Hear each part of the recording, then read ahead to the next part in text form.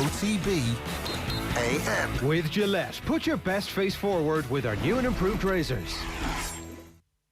Hello, very good morning to you. Welcome along to OTB AM. It's Ger Eoin with you all the way through until 10 this morning. What a wild 24 hours in the world. Nicolas Sarkozy sentenced to prison. The ex-president of Barcelona arrested because they had set up a social media account to smear Leo Messi, allegedly. The M50 Merc lady driving too fast and getting arrested in the end, but live streaming it all on Instagram. And of course, Gordon Elliott's dead horse. Oh, and that was the most 2021/2020 day of 2020 and 2021 combined. The fact that we're going to have World Cup games in Ireland in 2030 seems insignificant in comparison to all of that. The scenes that we saw on the streets of Moscow in 2018, those are going to be transported to Temple Bar, and that is getting brushed over the last couple of hours. What a day it has been. Or Limerick, maybe we could, have games in the Gaelic grounds. Is this our chance to kind of reach beyond the Eastern seaboard and, properly reach out to our rural brethren down in Munster where you are? I think Limerick people will probably dispute the idea of them being rural, but we get it. We get that people like you from Dublin and the surrounding areas think that everything else is just bogland and hedges. There's actually urban areas that exist outside of Dublin, and there's a lot of city slickers in Limerick and Cork that will be fuming with what you said this morning, Ger. They can join their Welsh counterparts in the anti-Ger Eoin brigade this morning. Bring it to the bustling metropolis of Munster for sure. That's a brilliant idea. Take games to the Gaelic grounds, to Thomond Park, to the new Parky Queeve, and we need to get out right now this morning after the show with a hammer and our nails and start building railways immediately, because isn't that the thing that brought down the Rugby World Cup bid? Was it the railways in the end, or was it our bad politicking and our inability to make friends with Scotland? It was probably that, but all I read on it was the transport, and I was like, yeah, you're right, it is hard to get a bus between certain parts of the country to another. And people are wondering, how will we be able to get enough people in and out of Cavan quickly enough so that Fiji versus France can take place in Breffni Park? These are the sort of questions that might come up once again in a footballing context. But we're here. What are we? 9 years out from it. If we start right now, we can achieve greatness. I'm not sure that the Children's Hospital would suggest that actually it's too late for us. The ship has sailed for 2030, and we need to look forward to 2042, maybe. Yeah, God, I'm just trying to think. I was already thinking about what age am I going to be at 2030 this morning. 2042, you can forget what it's like. Go for it. Just to tell everybody exactly what's happened. So the UK government has said that they'll put a couple of million quid into the pot for the bid, for the feasibility study into the bid for a joint UK and Ireland bid for the World Cup in the year 2030. And so that pits us against Uruguay and Argentina, who actually launched their campaign in 2017 when they had Luis Suarez and Leo Messi come out, brothers in arms, best buddies, two of the world's best footballers at that point, and announced that Uruguay and Argentina were going to be bidding for it. Morocco won a bid for it. They know exactly what it's like to bid and lose, as do our friends in the English FA, of course, as well. So I don't know. I mean, what do people think of it? Maybe you're right. Maybe this is an opportunity for us as a country to say, we have to invest now in rail travel, because that's the only way that this can possibly work. And this is cover, the fig leaf for those of us who believe in public transport to get the public transport. Yeah, it's a great opportunity to do those sort of things. I'm not sure exactly what the opportunity would be outside of those things for the country, like the idea of this being a great opportunity to put Ireland on the world stage or whatever. I think sometimes those things are well overplayed, but the British clearly want this thing quite badly. I mean, they're going back in for another World Cup bid at this point, and maybe they feel that they have a better chance with Ireland in tow as well. I know it's going to be an expanded World Cup come 2030, so you're just going to need more venues and spreading it across multiple countries. I guess lessens the bill that they'll have to foot at the end of it all. It's going to be it would obviously be an unbelievably exciting thing to be part of, but there will be a huge amount of opposition to it as well. Can a country of any size, let alone of Ireland's size, afford to be involved in a bid for a World Cup, especially when we wake up and realise what the bill for 2020 and 2021 is going to be? Do we want to face into an era of actually trying to fund infrastructure or whatever the bills may involve for a World Cup coming down the line after all this. So like I would be surprised if it wasn't met with some sort of backlash, but I'm sure there'll be plenty of excitement for it as well if it does turn out to get to the next stage and actually become a really legitimate bid that can take on Argentina and Uruguay, because you'd have to say that is a fairly strong bid. Now, of course, when it comes to FIFA, it's about more than just being 100 years on from a very famous World Cup. It's about who you know and the people that you know at the top, and asking people who they're going to vote for example, and all that. So do we have any sports politicians like that in Ireland? Maybe we could find a few. We certainly have a various group of people who would be well placed to advise in those matters. So just to confirm, Morocco have confirmed that they plan to bid probably with Algeria or Tunisia, or maybe both. It's Uruguay, Argentina, Paraguay and Chile are also going to be added into those. There's some talk that China might go for it, but apparently FIFA said no to Asia because technically something to do with Qatar being not really in Asia. I don't really understand how FIFA are saying, no, you can't bid because we've given it to Qatar. And then us alongside our good friends, the FA, Welsh FA, the Scottish FA and the Irish Football Association. So who knows, maybe in 10 years' time there'll be only one team on the island of Ireland and we can all celebrate together as whatever the national anthem would be plays in Windsor Park in Ireland's first game. Yeah, like this is the Lions, really, isn't it? This is the Lions in suits. That's what, well, the Lions do wear suits all the time anyway, don't they? But this is just the football version of it coming together. And maybe the two island approach will become a realistic spectre in front of us. I don't know, to be honest. Like it is strange that the China bid is going to be affected a little bit by the fact that Qatar are hosting in 2022. Not necessarily the one right before this one, but like I mean, it would be interesting how it would change things if there were to be one team on this island. But from the conversations we've had on the show over the last few years and stuff, it doesn't necessarily look like that's going to happen anytime soon. And obviously, it's there's a lot of work to be done off the pitch if that's ever going to become a realistic proposition.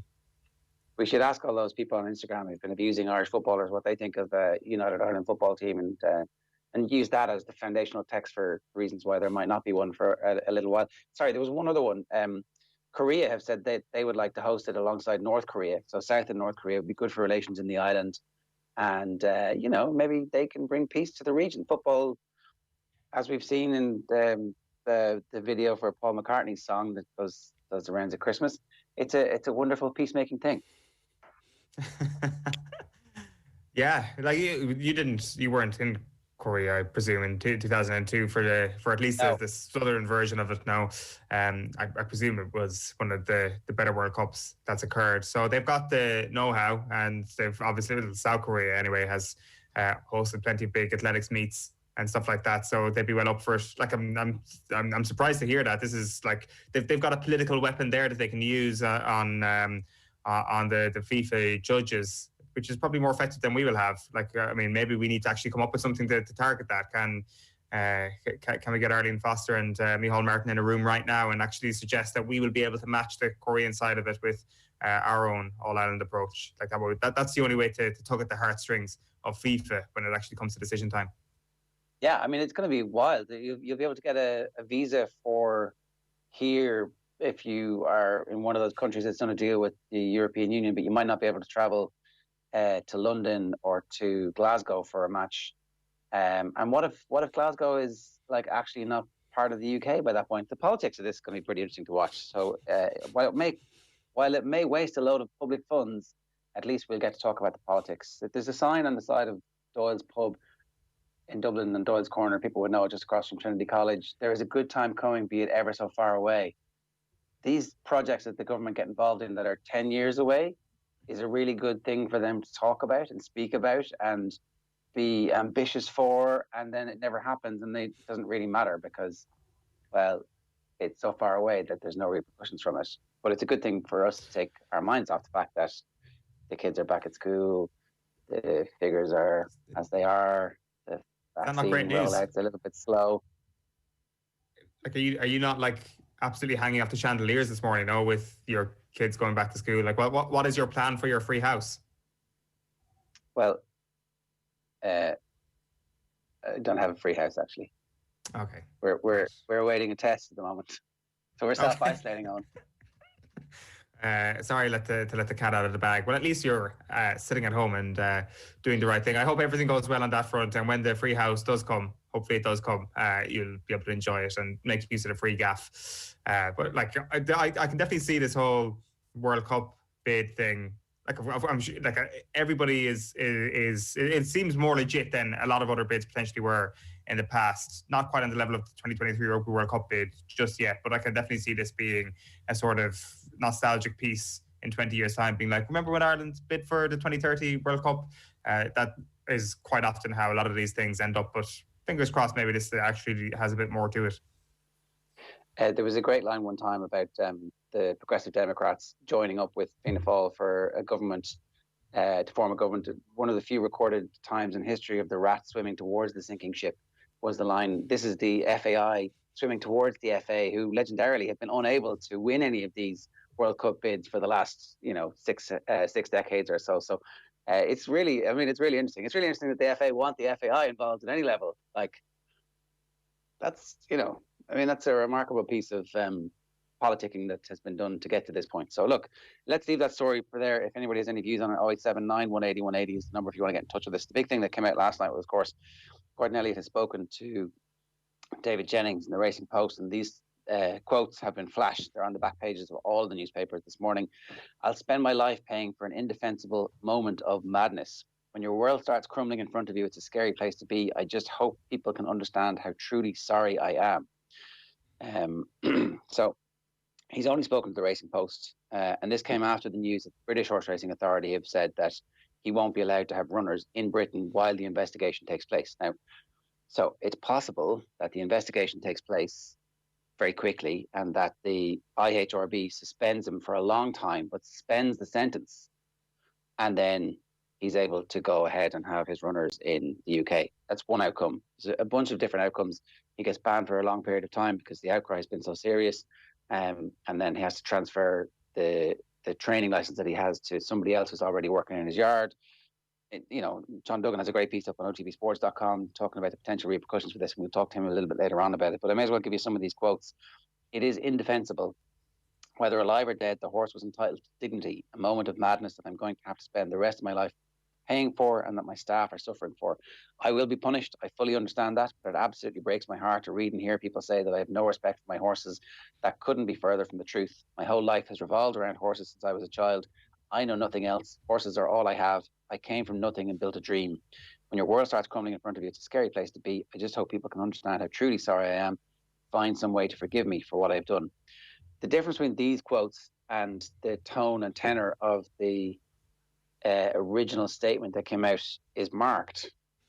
And that's the problem, that the original statement is out there and it had such a visceral reaction from people that when you're fixing the original statement, which was put out to try and fix the original issue, you're fighting from a very far way back. So he went on to say, I treat each and every one of the horses I train with the utmost respect. We pride ourselves in having the highest of standards, and the way we treat our horses, our staff. And then he goes on to talk about his facilities and the amount of money that they've invested in outdoor paddocks for horses with respiratory problems, vibrating massage plates, a swimming pool, padded stables, a cool down area. We even bring horses to the beach on a regular basis for an away day. The welfare of my horses, both physically and mentally, is massive. Maybe the welfare of the horses in the Elliott yard is something that they take very seriously, and maybe they couldn't win so many races if the horses weren't being well kept and well maintained. But it's just very difficult for anybody to make that argument because it's coming from such a position where the original picture came out and the response to the original picture was so weak. So they're essentially friendless when it comes to trying to make this, with the exception of Jigginstown, obviously. Yeah, that has been an interesting development, all right, that Michael O'Leary has come out and expressed support for it. But like the whole context of this really now is the racing community and those who are employed by the racing industry in Ireland now feel under threat a little bit naturally, because this is a pretty shocking image that a lot of people have seen. And you've seen comments from Ruby Walsh, for example, saying that he thought he knew racing inside out, but yet this image really shocked him, for example. And that has been the tone when we've heard from even Tom Malone and Johnny Ward on this show, who know racing a lot better than I do, over the past couple of days, at their level of shock. And that has been noticeable. That has been noticeable, that the level of shock, even in racing circles, has been quite high. And this isn't the norm, and this isn't what you expect in the racing industry whatsoever. Like, it's had a bad name, and it's always had a reputation in some places of being callous when it comes to the animal. This isn't going to help, and there is that PR war now almost that has to happen for the sport itself. And then for Elliott himself, it's a whole other battle to try and make sure his livelihood continues. We're going to keep talking about this. We'll have John Duggan on a little bit later on as well. If you want to get in touch, we'd love to hear from you.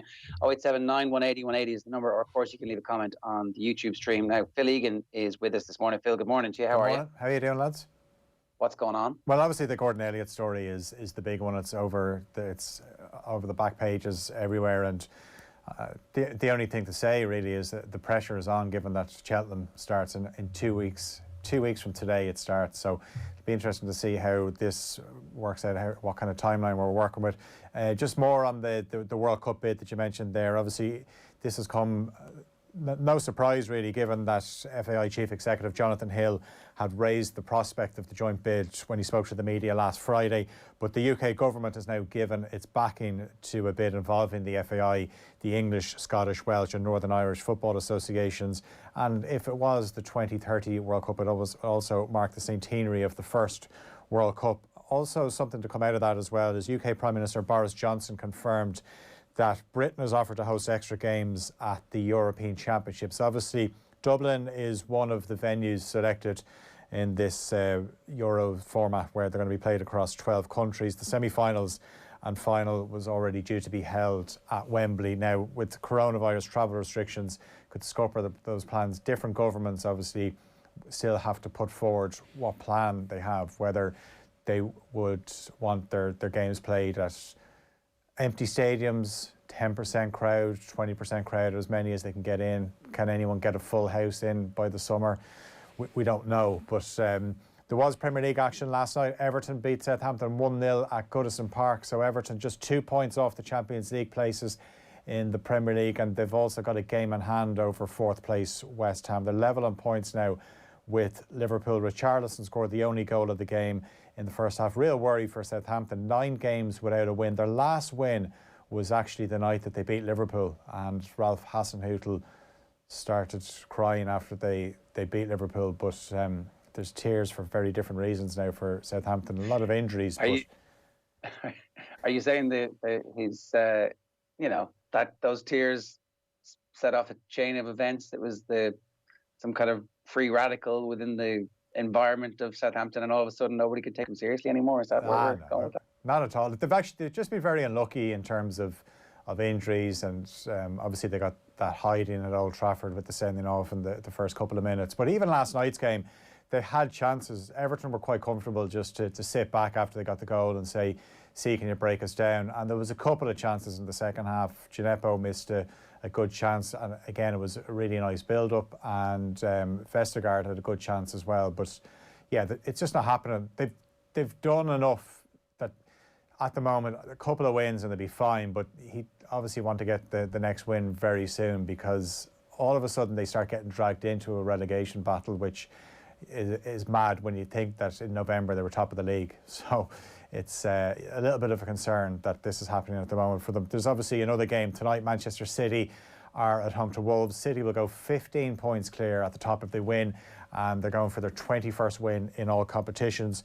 And some news coming from Pep Guardiola's former club Barcelona. The former Barca president, Josep Maria Bartomeu, has spent the night in jail. He was arrested following a police raid at the club stadium, and his former chief of staff was also detained. This follows last year's Barcagate, in which club officials were accused of launching a smear campaign against current and former players who were critical of the club. Bartomeu, obviously, he has since resigned, and this all comes on the week of the presidential elections. They're due to take place on Sunday. Some snooker news: 7-time world champion Stephen Hendry comes out of retirement tonight. He's playing at the Gibraltar Open. He faces Matthew Selt in Milton Keynes. I say the Gibraltar Open, but all events seem to be played in Milton Keynes these days, as with the Northern Ireland Open. Last time Hendry played, well, he called time in his career in 2012. So it'll be interesting to see just how good he is. Good stuff, Phil. Thanks very much for that. We'll keep an eye out on how Stephen Hendry is getting on tonight. We'll talk about it on tomorrow's show. And thanks to Phil there. You can follow Phil on otbsports.com and on the OTB Sports app this morning. OTB AM live in association with Gillette. Good morning. Start with Gillette, giving you the confidence to tackle the day ahead. Here's what's coming up on the show between now and 10 a.m. this morning. We've got Graham Hunter next. We're going to run you through the sports pages at 8:05. Michael Verney is going to talk to us about the GAA Congress of the weekend. He also covers racing, so naturally we'll get his thoughts on what's going on with Gordon Elliott as well. Zlatan versus Lebron. The beef is real. There's only one winner in that one. John Duggan coming up at 8:35. The Type 5 with Neil Treacy at 8:45. Look back at the weekends. Rugby, Stephanie Roche at 9:10 this morning. We'll talk to her about the striking issues at Manchester United and also who should play up front for Ireland in the forthcoming trio of matches. But really the two World Cup qualifiers are the ones we really care about. And then Brian O'Driscoll's thoughts on an Ireland victory at the weekend from 9:30 this morning. Now, what are we, 7:52? Let's welcome Graham Hunter to the show after a fairly dramatic day in the history of Barcelona Football Club. As Phil was talking about there, Bartormeu was arrested. Graham, I guess it's not a shock that Bartormeu was arrested, but it's still ultimately shocking that football authorities can be arrested for what they do and have done something that has merited us reaching this point, if that makes sense. I've ballsed up the phraseology there, but it is pretty shocking. Ger, good morning. I know that after such a long friendship, you're effectively checking that I'm not in the jail. I'm not broadcasting from 3 Bumper Graham Casa. Shocking. You said a couple of things there that surprised me, that it wasn't too much of a surprise that Bartormeu was in the jail. There was a good deal of surprise yesterday, even though this is a year-long police and judicial investigation. By the way, Ger, and long live radio journalism. This started almost exactly a year ago when the local radio station SER reported that a group of senior directors and one non-director, but nonetheless a senior staff member at Barcelona, had engaged in secretly paying, breaking up the huge payments, €1 million, into smaller payments so that it could slip through the governance system at the club. So in other words, there's a real implication that this is not FC Barcelona per se, but a group within the club.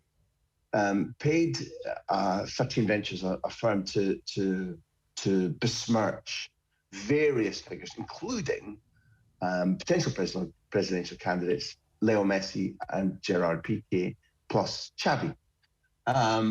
So when that initially, you don't want me to go through the whole thing about denial and then further proof and then a compliance officer and then Pricewaterhouse investigating and then resignations en masse of people who protested against the board from within their own cadre, and then the resignation of the board. All of that has been going on for almost exactly a year. And it's been evident that there's been some form of wrongdoing. That much is proven. But yesterday people started to turn up at Camp Nou offices, Ger, and if they turned up by about, post-breakfast, they weren't allowed in. The place was sealed off, and a subsequent, the investigating police body here is called the Mossos d'Esquadra. That's their economic division. They went into a number of private residences, plus offices at Football Club Barcelona. They went in there because they hadn't been getting the documents that they required. Anyway, long and short is that during that morning, it was pretty startling to know that 4 men had been taken into custody in an area of the city called Las Corts, where the Camp Nou is housed, and 2 of them were left in the cells, let's call it, rather than prison, the cells of the police station overnight. And as we speak, we're about 5 minutes away right now from 2 of those men theoretically declaring in front of a judge in the city centre of Barcelona. They've been taken from the Las Corts police station to declare. innocent till proven guilty is a concept that functions here just as it does in your country. So I know that the news has been rumbling for days. I heard you talking it through there, and I guess that you reported some of it yesterday. But let me say that yesterday, when there were these arrests, it was pretty surprising.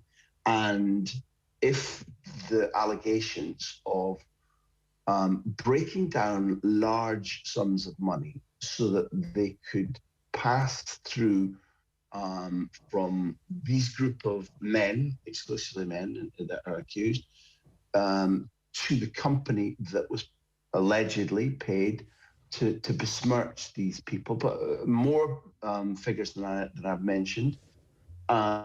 If that's true, if they're convicted of this attempt to create a climate favourable to the now departed president, there's jail terms hanging over it if proven. And I think you tailed off your question by saying, is it a bit shocking that that football club should resort to this? It's utterly imbecilic as well as disgraceful. The idea, so many years after there were different elements to it, so many years after Watergate, the idea that you can do something to try and tamper with the climate in order to push favoritism your way, and do so via a company, sneak payments out in order to create feeling that might help the outgoing board nominate a successor and have a sense of continuity for the type of people that are in charge of Football Club Barcelona. The people taken into court this morning are only accused of this. They're not guilty of this yet, proven guilty of this yet. But that concept seems to me, I mean the word that I used, it seems imbecilic.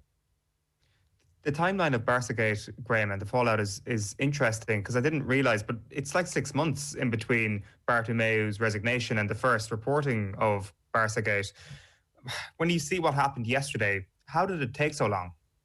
Well, there's been collateral damage. You're right about that timeline on, but this is what makes it still more pathetic, because initially, of course, when the radio station broke, it was an absolutely brilliant honey trap. Long live radio journalism. There was an accusation on a programme. Bartormeu, then the president, came out and roundly denied it, threatened legal action. And of course, they had the follow-up story, and they released very damning evidence. There was then a complete division within the board, which begins to account for the announcement of what happened in midwinter last year through to late autumn when Bartormeu and his board go. And what happened was that the compliance officer, a woman, took all the evidence, presented to the board, or tried to present to the board. Bartormeu refused to have it presented. She presented it to a subcommittee and said, this is what the evidence says has been going on. She was fired. There was then an external audit which said, they've maybe been a little bit clumsy about some of the accounting practices. That external audit looks pretty flawed, to use careful terminology in retrospect. And it was only when, many times over the years, you've talked to me about Football Club Barcelona, once it became in vogue, people have asked about membership ownership. And that has begun in recent years to look a little bit of a white elephant, something that is known and is talked about, but was a little bit powerless. Well, what happened was one particular member who wanted to stand for president began last autumn to collect signatures for a vote of no confidence. And this process was fought against by the outgoing board, and there were all kind of obstacles put in the way, but the people spoke. And the board only left. They didn't leave out of, it's clear we've been found out, or we need to leave for the good name. They left because the baying mob with pitchforks and torches were queuing outside, the bad guy's mansion. And it was people power that forced them out, not dignity, not sort of a willingness to accept that they'd done something wrong. And during that time, I want to make this point. This is important for people listening, because we've talked about an unproven news story yet, and wrongdoing by big guys. That's the stuff of every day at the moment, I think, in society. But remember that I think it was October, Gerard Piqué pointed out that one of the accused, who was the chief of staff for Bartormeu, Jaume Masferrer, had been suspended and suspended without pay in theory. This was announced midway through last year's Barca process. Suspended, but then it transpires that he's still on full pay and he's brought back into the staff. And Gerard Piqué spoke out and said that to be in this club and playing for this club, it's deeply wounding to know that the guy who's alleged to have been using social media to crap on us and other players, legends like Xavi, is not only still at the club, but has been reinstated. And remember this famous bureau fax with Leo Messi, and Messi's press conference said, "I've been lied to time and time again by Bartormeu." Well, Piqué first lanced that boil and said, when the allegations about the club using social media, paying a firm to consistently use a broad range of social media to damage us, to put us in a bad light, to undermine our credibility. I went to the president, Piqué said, went to Bartormeu, and Bartormeu said, I knew nothing like this. Piqué said, I believed him. Now, I feel like a fool. We were lied to. Messi's point about Bartormeu lied to me throughout the year. They're only in front of the judge at the moment, innocent to proven guilty. But the burden of evidence against them is growing, that there was outright malfeasance against their own players. The whole concept of what they're accused of doing is brutally wrong. But to do it against your own footballers, as you're expecting them to go out and, one, expecting them to go out and win trophies, and two, you're going to those players and asking them to take significant pay cuts because of the emergence of the COVID crisis. If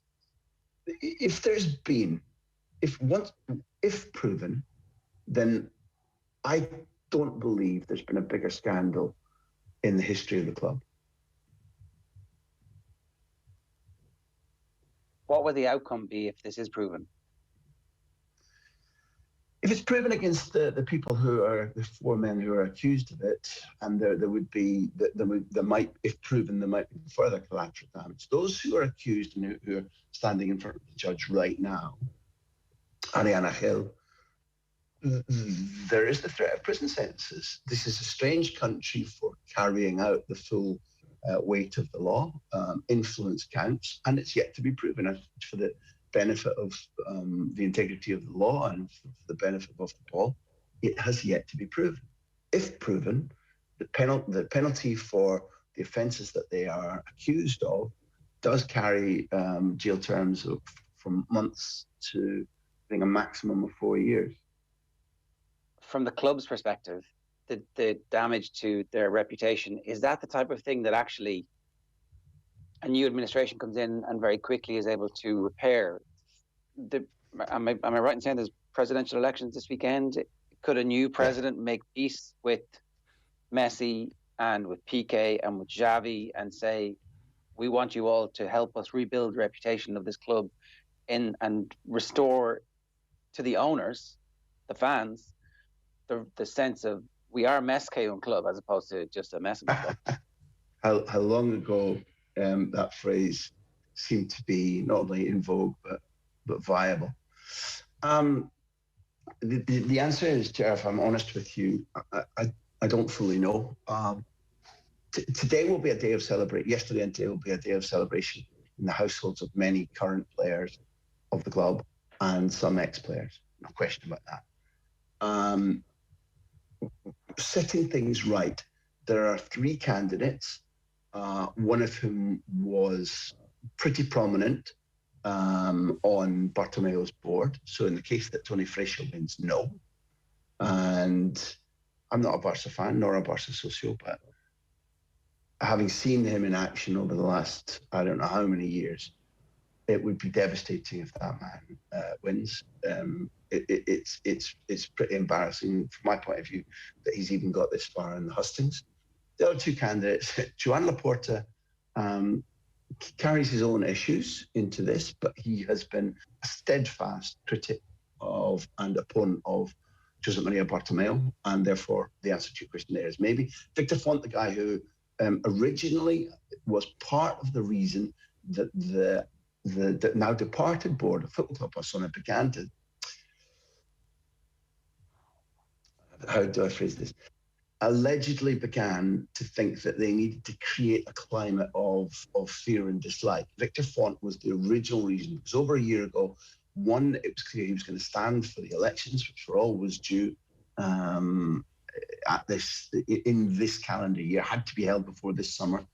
The idea that Victor Font had such a candidacy, had such planning, had such appeal, it took root a year ago, and it was about Victor Font that there's clearly fear and loathing within the board of Barcelona during 2020.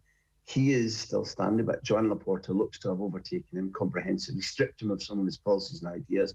Were Font to win the presidency, yes, what you proposed there is feasible, that there could be a new beginning and a sense of, I have always stood for something different, I've never been on this board.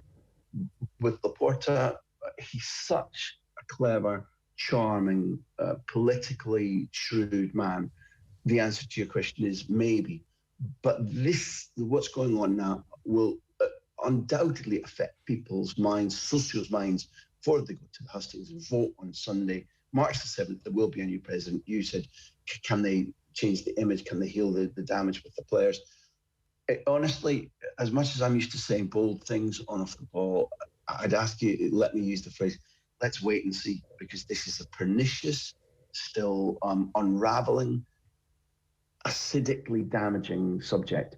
And let me put it like this, were I Messi or Piqué, I would be immensely slow to trust again the people who run the club, whether they're coming in fresh from elections on Sunday or not. And I think that would go for a number of the players who are not new to the club over the last 12 months. In that climate then, if you were in Messi's camp, would you be recommending to get the hell out of here, that nobody's going to hold it against you given the absolute shit show that's happening? Yeah, well, get your world's tiniest violin out, because, you know, effectively underneath all this, I suppose I'm saying you should probably feel a little bit more empathy for nearly billionaire Leo Messi, because it's not that simple.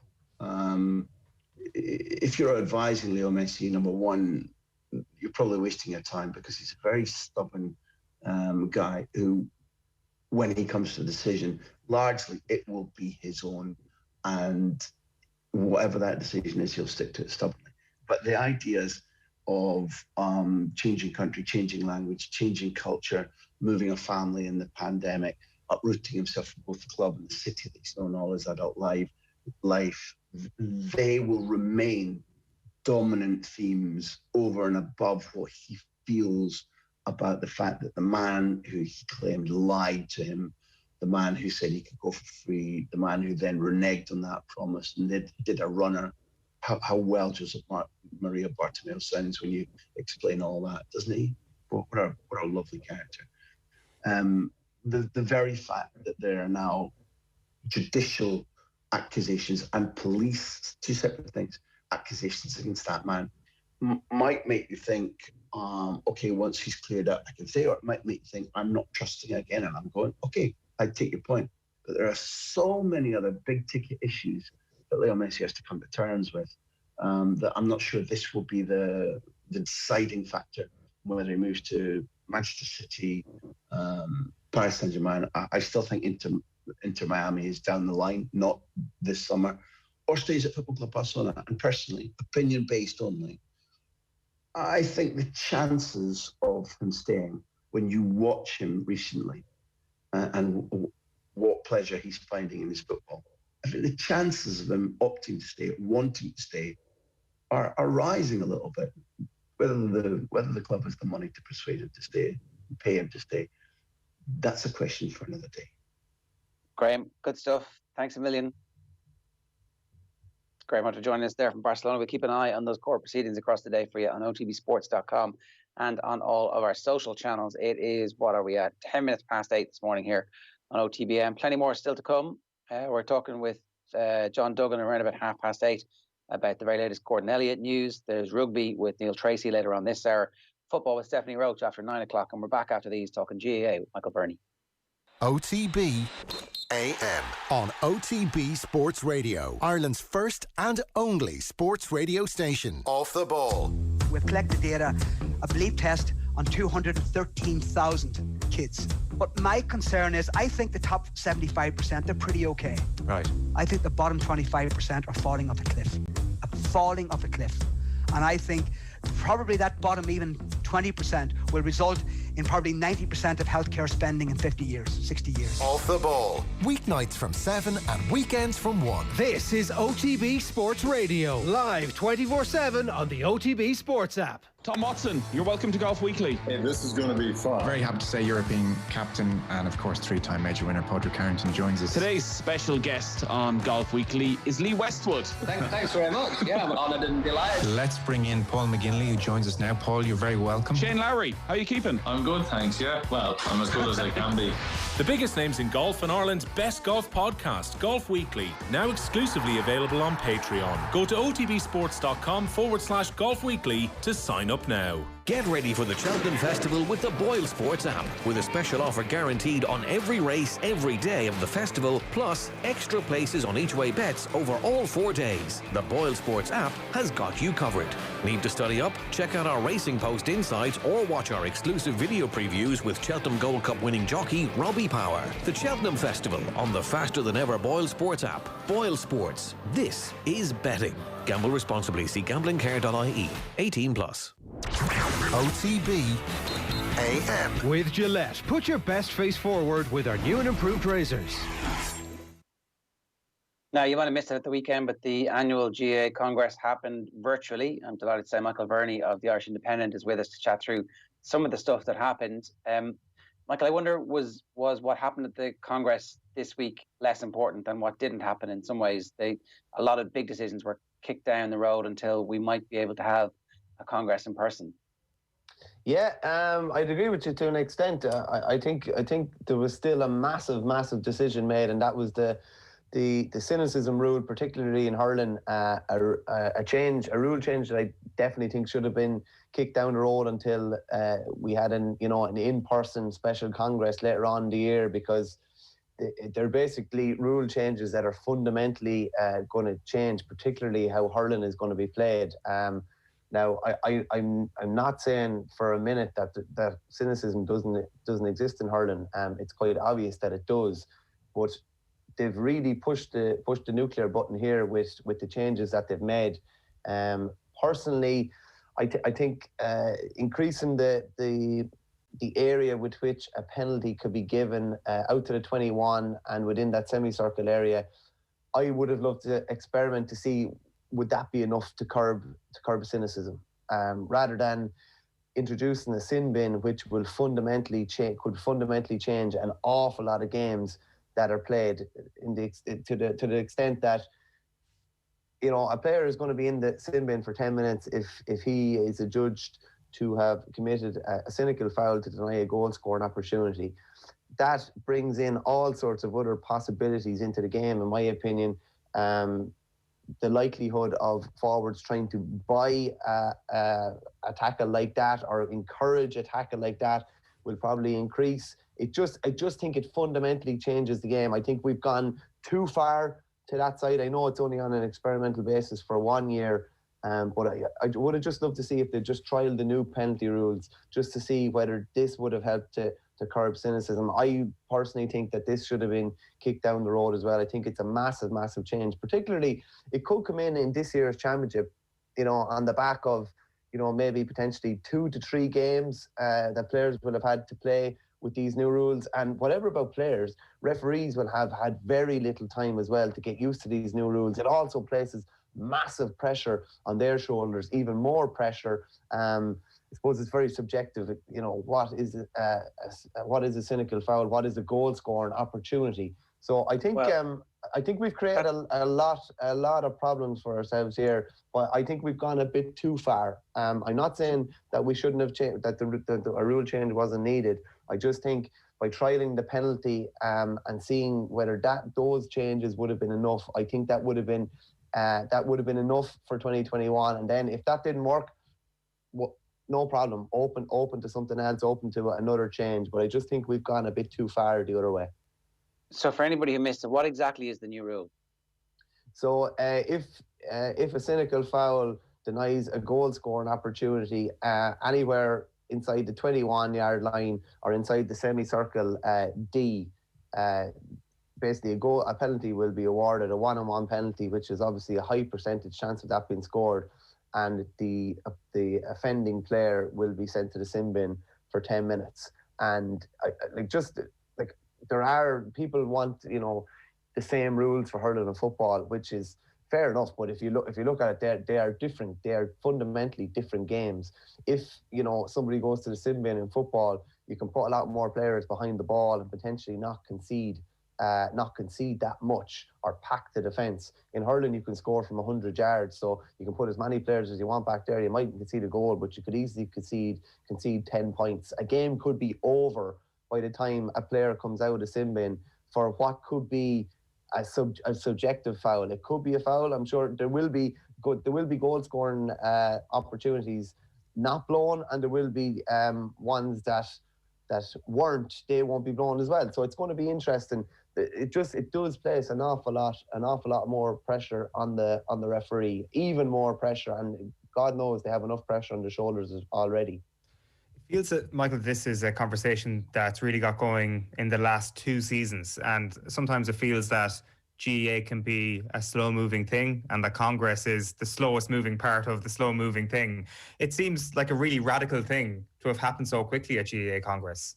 Yeah, well, a similar motion was universally defeated at the 2020 Congress, and there's been a massive about turn. Were there that many instances of cynical fouling and hurling in 2020? Yeah, there was a fair few. I wouldn't say there was that many more than normal, but it's been a massive change, and obviously 60% was needed for the majority.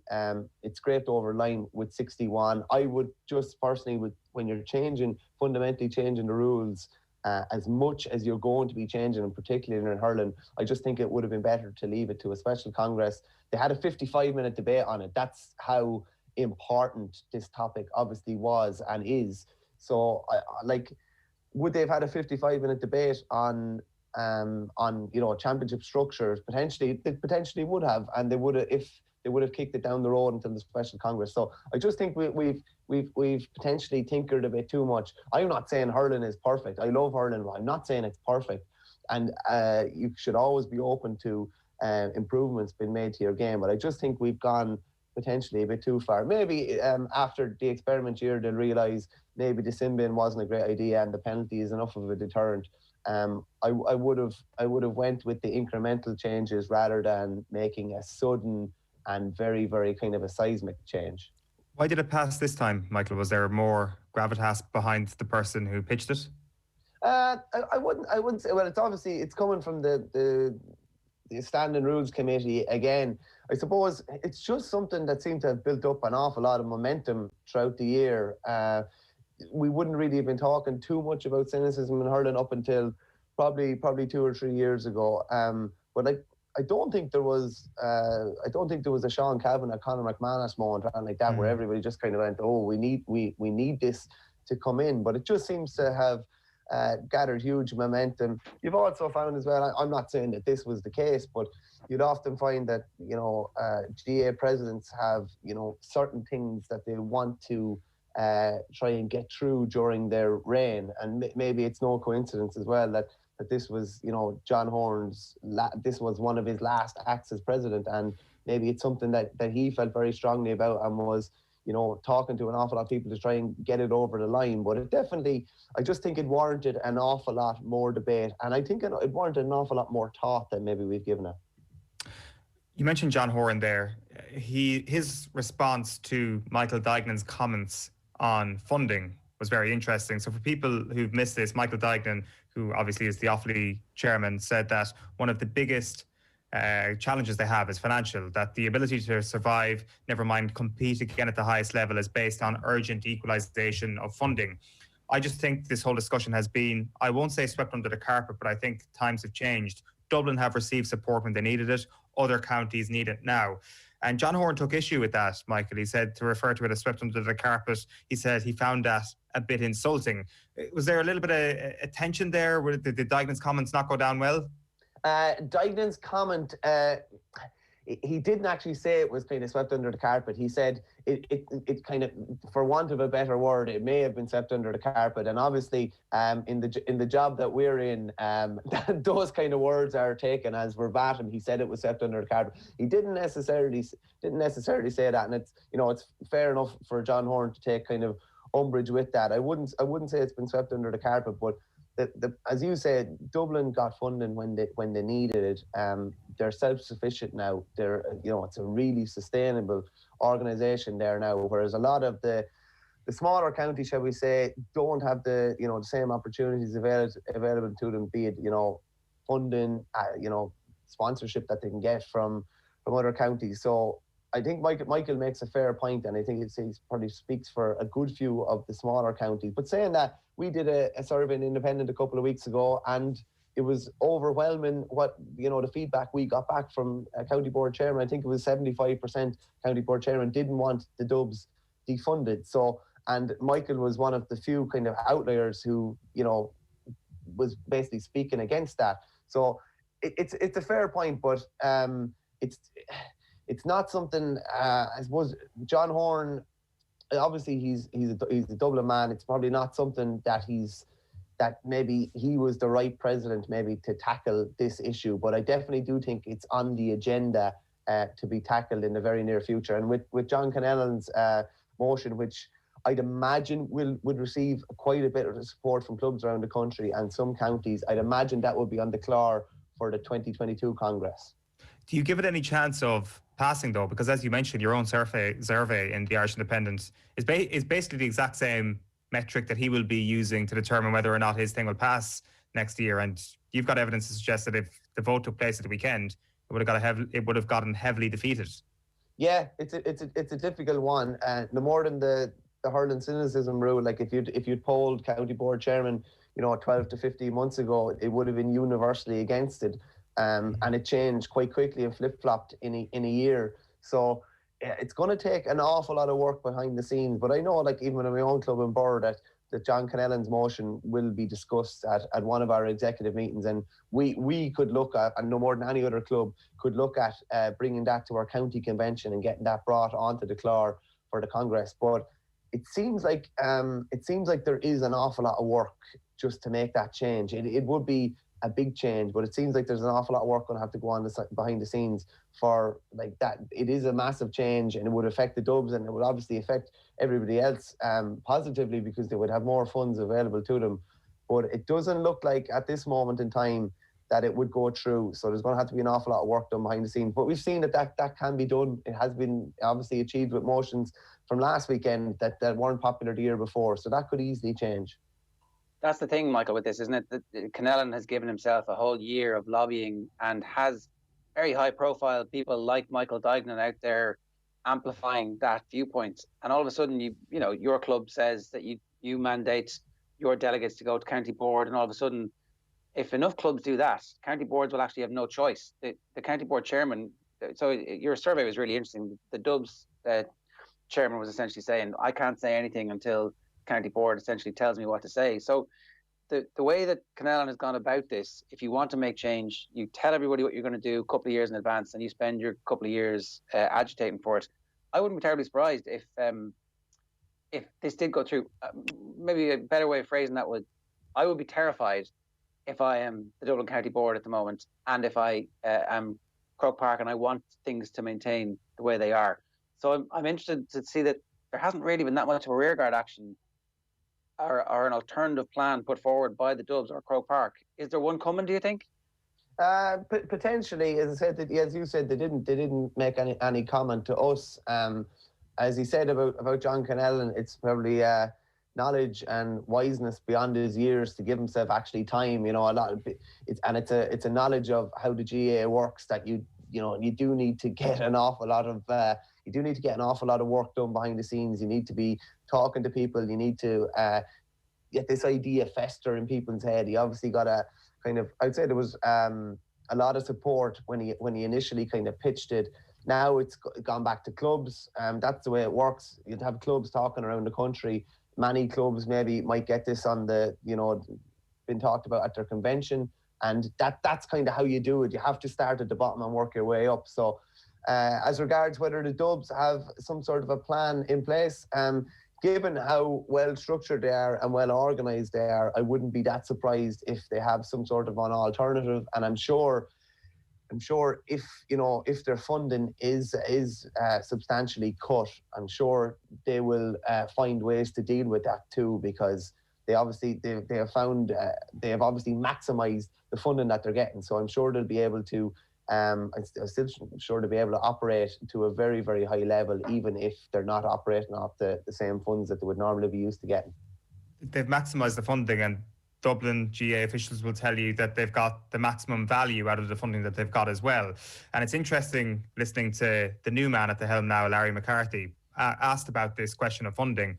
And he says that you have to acknowledge where the money is going and the value that the GAA is getting out of it, whether the investments we're making, whether we're going to get a good return on them. That was his response to potentially equalising funding. So it seems to me, reading between the lines there, that other county boards will need to step up and prove to the GAA that if they get more money, they will be able to spend it in as effective a manner as the Dubs have been doing for the last 10, 15 years. Yeah, we got some of that feedback even from County Board Chairman in our survey. Jim Buldry, who's the Carlow chair and the former Leinster chair, basically said, like, if you give £1 million to or €1 million to every other county in Leinster, will they be able to basically maximise it and use it as efficiently as the Dubs have? And he essentially said that he didn't think they would, and that's a fair point too. From the GAA's point of view, you're not going to give money to counties if you think it's going to go down a black hole. So, like, the key to this is we come back to how well structured the Dubs are. As you said, every cent is accounted for, every cent is put in place to maximise, the benefit that they're going to get from it. Whereas, we've probably seen with some other counties, funds that have been given to them. I know that Offaly, and along with a couple of other counties, were given funds and probably still are receiving funds. I think it was about 100,000 there a couple of years ago, and we're not 100% sure where these funds actually went, and we didn't see necessarily any tangible benefits from them. So that's a fair point too. It's one thing to give out money. You have to be, say club grants all around the country, they give out a certain amount of money to clubs. They have to actually physically see what has happened with the money. So the GAA would want to see this as well and want to see the tangible benefits. Okay, we've gotten more GDAs in, we have more numbers playing. You need to actually be able to see this. So the GAA aren't just going to throw out money willy-nilly. They're going to throw out money where they think it's going to be really, really wisely spent. Yeah, and I think, look, everybody can get behind that. Before we let you go, obviously, you've got two briefs. You're a very busy GAA writer, but also you've been covering racing as well for a long period of time. I don't remember a story as big as the Gordon Elliott story, and certainly the way it has taken off, particularly across the water in the UK as well, where there was a very swift reaction. They had it on the back page of the London Times. The BHA came out very quickly, and they have essentially banned Gordon Elliott from having any runners in England. This is a catastrophic moment for racing if racing doesn't handle it properly from this point forward, Michael. Yeah, yesterday was a very, very dark day, I suppose, when all the details came out of this, Ger. As dark a day as you could probably remember in racing's history, and probably yet another kind of blight on racing's integrity and its reputation. It seems to be like we're nearly 12 months on from, the Cheltenham Festival nearly kind of been, branded the carnival of the coronavirus and all the negative PR that came from that. And then you're moving on to the Charles Burns case with Viking Horde, and now you're moving on to this. The image, I'm sure most people have seen it, it's indefensible. Gordon Elliott said last night to the Racing Post that he would pay for the rest of his life for an indefensible moment of madness. The words he gave to the Racing Post last night, it would have been far wiser to give those very, very honest and forthright words. It would have been far more wise to come out with those on Sunday night rather than what I would say was an ill-judged statement that he came out with, trying to explain the context around the photo. But there's going to be some fallout from this. Like at the moment, while the IHRB investigation is ongoing, the BHA will not allow him to have runners. I'd be surprised even if the investigation is sorted in the next couple of weeks before Cheltenham, which is unlikely because these things tend to take a bit of time. I'd be surprised if they even let him have runners, even if, you know, the IHRB passed down a judgment. Then you're looking at, you know, the potential of all his big runners not running at Cheltenham. You're looking at Tiger Roll probably not being able to run in the Aintree Grand National as well.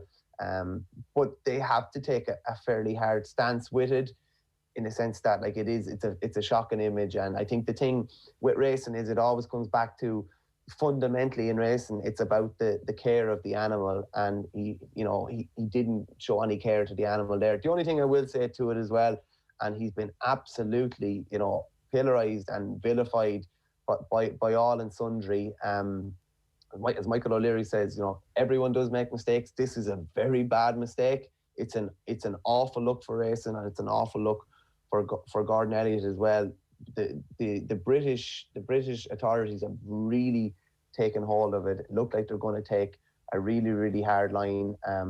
It's very rare for the BHA to come out with comment, and they've come out with several comments while an investigation is ongoing in Ireland, where the investigation is based. They're almost prejudicing, if you know what I mean, the verdict that will be made, and it's a funny one there. It's not something that I can ever recall happening before while a case is ongoing, but it just shows how strongly they obviously feel about animal welfare, and the whole picture and everything gives a lot more food for animal rights protesters and people, naysayers about racing. And God knows those people have had an awful lot of fuel thrown onto the fire in the last while with various things that happen, be it doped horses or be it, you know, that shocking image that came out as well. So not a good look for racing, and the timing of the photo coming out 2 weeks before Cheltenham, you almost have a feeling that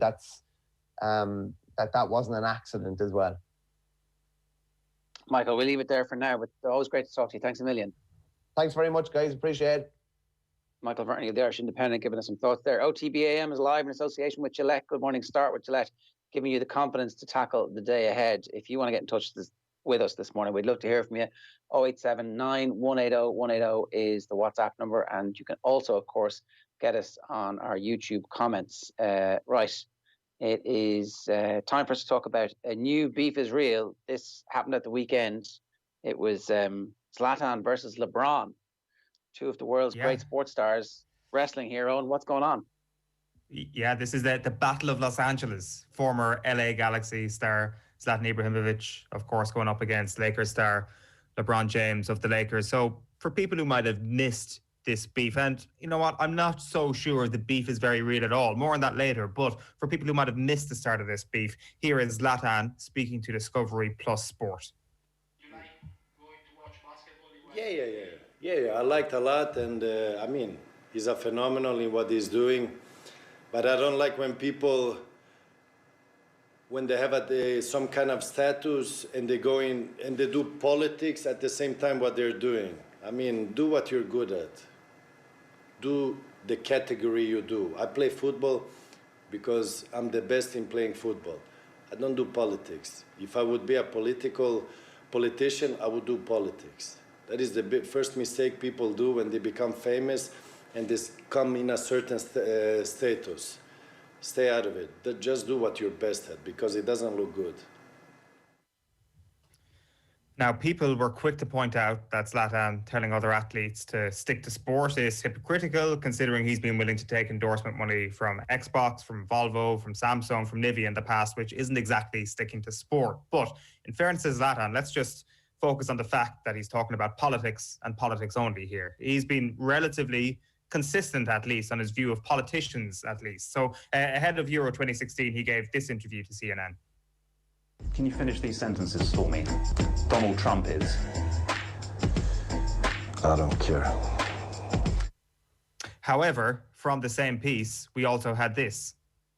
Muhammad Ali is. The best ever, the greatest. He's my idol. So this is where the first real contradiction lies, and a couple of people have pointed this out over the last few days. Zlatan Ibrahimovic tells LeBron James that sports people shouldn't get involved in politics, yet Muhammad Ali is his idol. There is so much online content of Zlatan waxing lyrical about Ali. This guy truly is his absolute hero. And here's a further taste of it. This is Ibrahimovic on Eurosport a few years back. This is one of my role models, one of my idols in sport and outside the sport also. Muhammad Ali, of course. And for me, this person he was talking, but what he said, he did. I mean, he had a big mouth, but he demonstrated also in the ring, let's say. And he was like, if you want to compare football with bugs, like Ronaldo, let's say. He stood up for his things, he believed in his things, and he never gave it up. Let's get to LeBron's response now, because this conversation naturally came up in his locker room for a response for the Zlatan's comments. So a reporter put it to LeBron, the comments that Zlatan has made, and here's what LeBron James had to say. You know, I would never shut up about things that's wrong. I preach about my people, and I preach about equality, social injustice, racism, systematic voting, voter suppression, things that go on in our community. Because I was a part of my community at one point and seeing the things that was going on, and I know what's going on still, because I have a group of 300 plus kids at my school that's going through the same thing, and they need a voice. And I'm their voice. I'm their voice, and I use my platform to continue to shed light on everything that may be going on, not only in my community but around this country and around the world. So, if there's no reason, well, not I won't say no reason, but there's no way I will ever just stick to sports, because I understand how this platform and how powerful my voice is. And it's funny he say that, because I believe in 2018, he was the same guy who said when he was back in Sweden, talking about the same things, because his last name wasn't a certain last name, that he felt like it was some racism going on when he was out on the pitch. Right? He did say that, right? Yeah, I thought he said that. So I speak from a very educated mind. I'm kind of the wrong guy to actually go at, because I do my homework. Yeah, so LeBron actually had done his homework. Here is the interview that LeBron is referencing. It was with Canal Plus 3 years ago. What does the Swedish media do? They defend me, or they jump on and attack me? Still now? Still now. What do you think? They defend me or they attack me? Now they defend you. No, they still attack me, because they cannot accept that I am Ibrahimovic. If another Swedish player would do same mistake I do, they would defend him. But when it comes to me, they don't defend me. But it's okay for me, because this is what makes me stronger. With all the this is about golden Swedish player. This is about racism. I don't say there is racism, but I say there is undercover racism. This exists, I'm 100% sure. Because I am not Anderson or Svensson. If I would be that, trust me, they would defend me. Even if I would rob a bank, they would defend me, I tell you. But they're not defending me in the way that they should, because probably I am the best player through history in Sweden. What I did, nobody else has done. The golden ball in Sweden, the best that ever won it is two golden balls. How many I have? I have 11. 11 golden balls. It has never happened. What I did for football Sweden, it has never happened. But maybe they think you are too much arrogant for them. It doesn't matter. I'm the best there is. Or you're proud, or you're appreciating for what you have, or you're not. So it is worth reminding ourselves at this point, and Zlatan touched on it in the interview there, about his background. People who've read his book, people who've read up on Zlatan will be well aware of this. His father is a Bosnian caretaker, his mother a Croatian cleaner, his father's village massacred and ethnically cleansed by Serbs. Now, Zlatan Ibrahimovic grows up in the Malmo ghetto of Rosengard, which is a melting pot of immigrants into Sweden. He actually says in his book that he was 20 years of age when he saw his first Swedish film and had no idea who the Swedish heroes and sports stars were. So he wasn't a traditional part or a part of traditional Swedish society. He was very much an outsider. And he touches on it there in the interview we just heard. But the view of him in his home country can often spill from negativity to hate. And you will remember that a few years ago, Ibrahimovic bought a large share in Stockholm club Hammarby. Naturally, this didn't go down well with a large swathe of Malmo fans, and it has consistently been taken out on the statue of Zlatan in Malmo. Now, this statue has its own Wikipedia page. This statue has its own vandalism subsection on said Wikipedia page, and the statue was removed from its plinth over a year ago at this point, January 2020. And some of the vandalism, I'll accept, is like rival fan stuff, but other parts of the vandalism had more than just a small undercurrent of racism about it. Take this article from France 24, for example, where Joanna Frandin, a journalist, describes how Zlatan is criticised because he is a symbol for immigration in Sweden. That the words gypsy in South Slavic languages and die in Swedish had been written in front of the statue. And because of his immigrant background, some Malmo natives expect more gratitude from Zlatan. So this makes it really interesting when you hear what happens last week. And when Lebron, even when you hear that piece we played a few minutes ago, talks about equality, social justice and racism, you would think that Zlatan would actually feel fairly passionately about those subjects. But I guess what he said last week doesn't mean he doesn't care about those matters. And there's been a really good piece done on this in the past, Simon Cooper in the Financial Times, where he compares the immigrant mentality of Ibrahimovic in Sweden to that of Philip Roth in New Jersey. This is not a rabbit hole we're going to go down this morning, but it's available for free on the website now if you want to take a look at it. But this one section here from his time at Inter Milan is interesting. Cooper talks about Zlatan crusading against segregation. And I'll quote from the piece here. When he joins Inter Milan, he is disgusted by the setup he finds in the changing room. Brazilian players sit in one corner, Argentinians in the other, and everyone has their own corner too.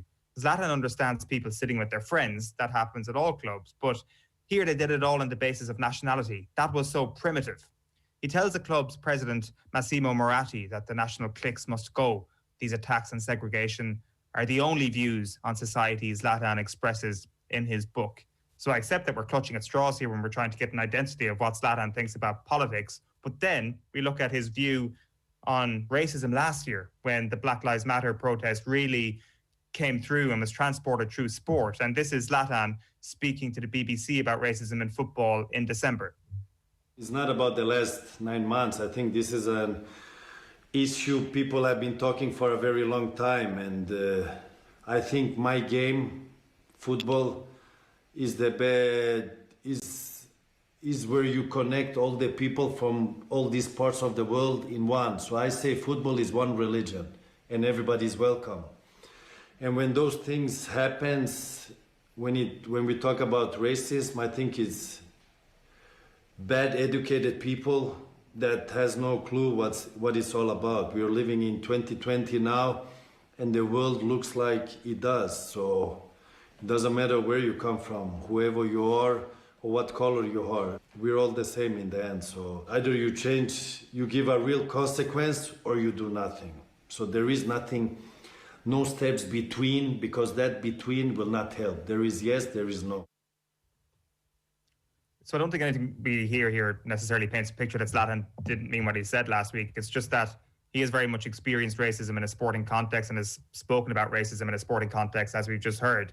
It's just weird that he has completely separated this from a political issue, it seems, or just does not see the role of the sports person in this.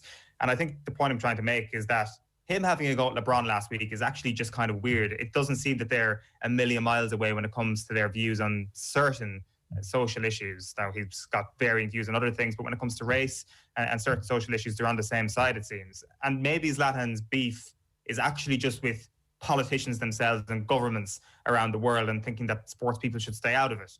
After all, he was centre of a storm in 2015 when he was a Paris Saint-Germain player, which was a political storm, as described by The Guardian. He said, "I've never seen good refereeing in this shit country," talking about France. "They don't even deserve PSG in this country," to which Marine Le Pen predictably replied that the Swede could leave the country. So I wish I could sit here, Ger, and say that the beef between Zlatan and LeBron is very much real. That is the whole point of the slot. But the reality is that the sound bites probably cook the beef a little bit more away from the rarer side than it really is. Like, I hope you have enjoyed this very disappointing sliver of raw meat, because the beef ain't fully real. But hey, it was fun last week while it lasted.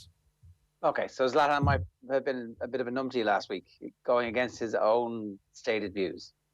It certainly seems that way. Zlatan and Numpty, maybe you can't separate them after what we saw last week.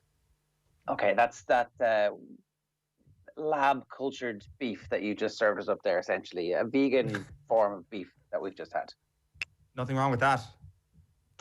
OTB AM live in association with Gillette. Good morning, start with Gillette, giving you the confidence to tackle the day ahead. Here's what's coming up between now and 7 o'clock tonight on OTB Sports Radio. It is the Bernard Brogan podcast, the Ty Connelly episode. That's at noon.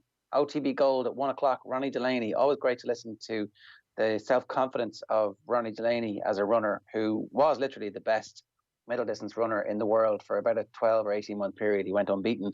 Dadcast from 3, a career retrospective interview with Stephen Elliott at 4 o'clock.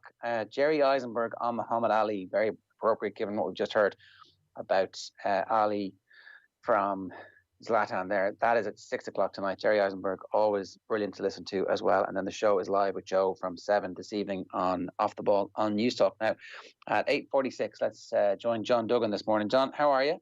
Ger Eoin, good morning. So the only story in town at the moment, of course, is Gordon Elliott sitting on the dead horse, the photograph being taken, being distributed, the response from him first, and then the revulsion from the rest of the world. And it's obviously gone beyond racing. The British horse racing authorities have banned him from having any runners in the UK, and we still await the outcome of the investigation at the moment. So what's your take? Where are we at the moment? Well, just to give you some interesting breaking news here, Jack Chambers, the Minister of State for Sport, has been on News Talk saying that he was shocked, appalled and horrified by the Gordon Elliott photo. He says Elliott needs to be held fully accountable. Whatever the sanctions that should apply, and he would not be comfortable seeing Gordon Elliott at Cheltenham. Of course, Cheltenham, the biggest meeting in the sport, begins 2 weeks today. Gordon Elliott has got a lot of runners at that festival. Also a tweet now by the Irish Horse Racing Regulatory Board that they say they are aware of further social media content circulating and the matter is under investigation. So are there more things to come out in the world of racing that could be portraying the sport in a negative light? So this IHRB has to meet. There's a referrals committee going to meet probably by the end of this week to discuss what sanctions should be applied to Gordon Elliott, probably under a breach of Rule 272 relating to behaviour that is prejudicial to the integrity or good reputation of horse racing. As you say, Ger, he's banned now from running horses in the UK until that process has been completed by the Irish Horse Racing Regulatory Board. He has Tiger Roll going for a hat-trick of Aintree Grand Nationals. And this is a story now that has, as you say, not just become confined to Ireland, but it's become now spread across the British and world media. This is what Gordon Elliott had to say last night to the Racing Post. This was his statement. This is his damage limitation now. It's indefensible, whether alive or dead, the horse was entitled to dignity, a moment of madness that I'm going to have to spend the rest of my life paying for and my staff are suffering for. I'll be punished, I fully understand that, but it absolutely breaks my heart to read and hear people say I've no respect for horses. That couldn't be further from the truth. My whole life has revolved around these horses since I was a child. I know nothing else. Horses are all I have. I came from nothing and built a dream. When your world starts crumbling in front of you, it's a scary place to be. I just hope people can understand how truly sorry I am and find some way to forgive me for what I've done. My heart goes out to all my staff. I know how hard they work. I know that I've not only let them down, but I've let the whole racing industry down. My take, guys, is that Gordon Elliott failed in the duty of care to a horse. I've done a column for OTB Sports, and it's on the OTB Sports app, that he failed in the duty of care. Like, who sits on a dead horse? Why would you do that? To me, the image looked somewhat disturbing. I felt there was a sense of entitlement about the image. And Gordon Elliott, in that moment that he describes as a moment of madness, forgot that the horse has delivered him fame and fortune. The horse is the primary actor in all of this. The horse is not a secondary actor. And there is a perception out there that the horse is secondary. And in this photo, the horse was a prop. And that's why so many people were revolted by it. And it flies in the face, and it does a disservice to the thousands of jockeys, stable staff, owners, trainers, breeders that are involved in this game. 16,000 people are employed in Irish horse racing. We hear their stories every single Friday on Friday Night Racing. They love the animals. And that is why it is so disappointing, because racing is a minority sport that gets 76.8 million of taxpayers' money every year in this country, because we're seen as a leading light around the globe in terms of breeding and performance at festivals. It's something we've been very proud of. But horse racing in this country has had too many public relations own goals. This is the latest one, the Charles Burns negligence case, which he's going to serve a 6-month ban for a horse being drugged at Tremor. Whoever applied the drug is very bad. It looks very bad. The timing of this is terrible. 2 weeks before Cheltenham starts. Cheltenham, whether it was right or wrong, got the brunt of people's anger and fear at the beginning of the pandemic last year. And the Gordon Elliott situation is one that I just see as a lack of care for the animal in this instance. And the worry for him now, when the public rage dies down and when people move on to something else in terms of their focus, will big owners quietly slip away and go to other trainers? I know Gigginstown and Michael O'Leary are standing by him, but they're leaving the sport. And the worry for Gordon Elliott and all of his staff, and it's a considerable amount of staff, 80 staff, 200 horses in meet, a setup he's built from nothing himself, that their livelihoods could be jeopardised by his moment of madness. I don't believe in cancel culture. I loathe it. I do believe human beings can make mistakes. We all make mistakes. Gordon Elliott has made a terrible mistake. But I do think there needs to be a punishment. I do think he needs to serve a ban. And I do think... So that's my question, John. You cited the law earlier on. It's essentially bringing the game into disrepute in the parlance of other sports. Is there a prescribed penalty for that, or is it completely open to... I think it's open. I think it's open to judgment. I think Richard Forrestal said it last night, that we probably would have been expecting a fine and a donation to an animal equine charity. And Gordon Elliott maintains that he treats his horses very well, and the O'Learys would say that over 15 years he has. But I think that for rehabilitation to come, if people can make mistakes and then be rehabilitated and then have a future career and have a future in the sport as a trainer, and it be accepted that you can make a mistake and recover from it, there has to be a punishment, which he understands that will come, because what he did was indefensible. And there was a lack of duty of care, in my view. So I think that we're looking now, because, especially the reaction in the UK, I was reading Brufscott this morning, and you see Mick Fitzgerald in tears yesterday, and the fact that the BHA of their own have decided, we don't want to see Gordon Elliott's horses here until this investigation is complete. They can run under another name, they can be transferred to these horses like Enwo Allen to another stable, but they don't want to see this. And like Marcus Armitage, like the rage that is out there, was writing about this yesterday, because especially in the UK with the Grand National and that, with whips and all these kind of things, that racing has really had to fight very hard for its corner to convince people that this is a safe sport and that people care about the animals and they're primary, not secondary. And that's why the punishment has to be a lengthy ban, in my view, before Gordon Elliott can be rehabilitated. He should have known better. He's the second most successful trainer in the country. He's trained the winner of the Aintree Grand National 3 times. I don't know what he was doing. I really can't explain what he was doing. I don't think anybody can fully grasp what the point of that was.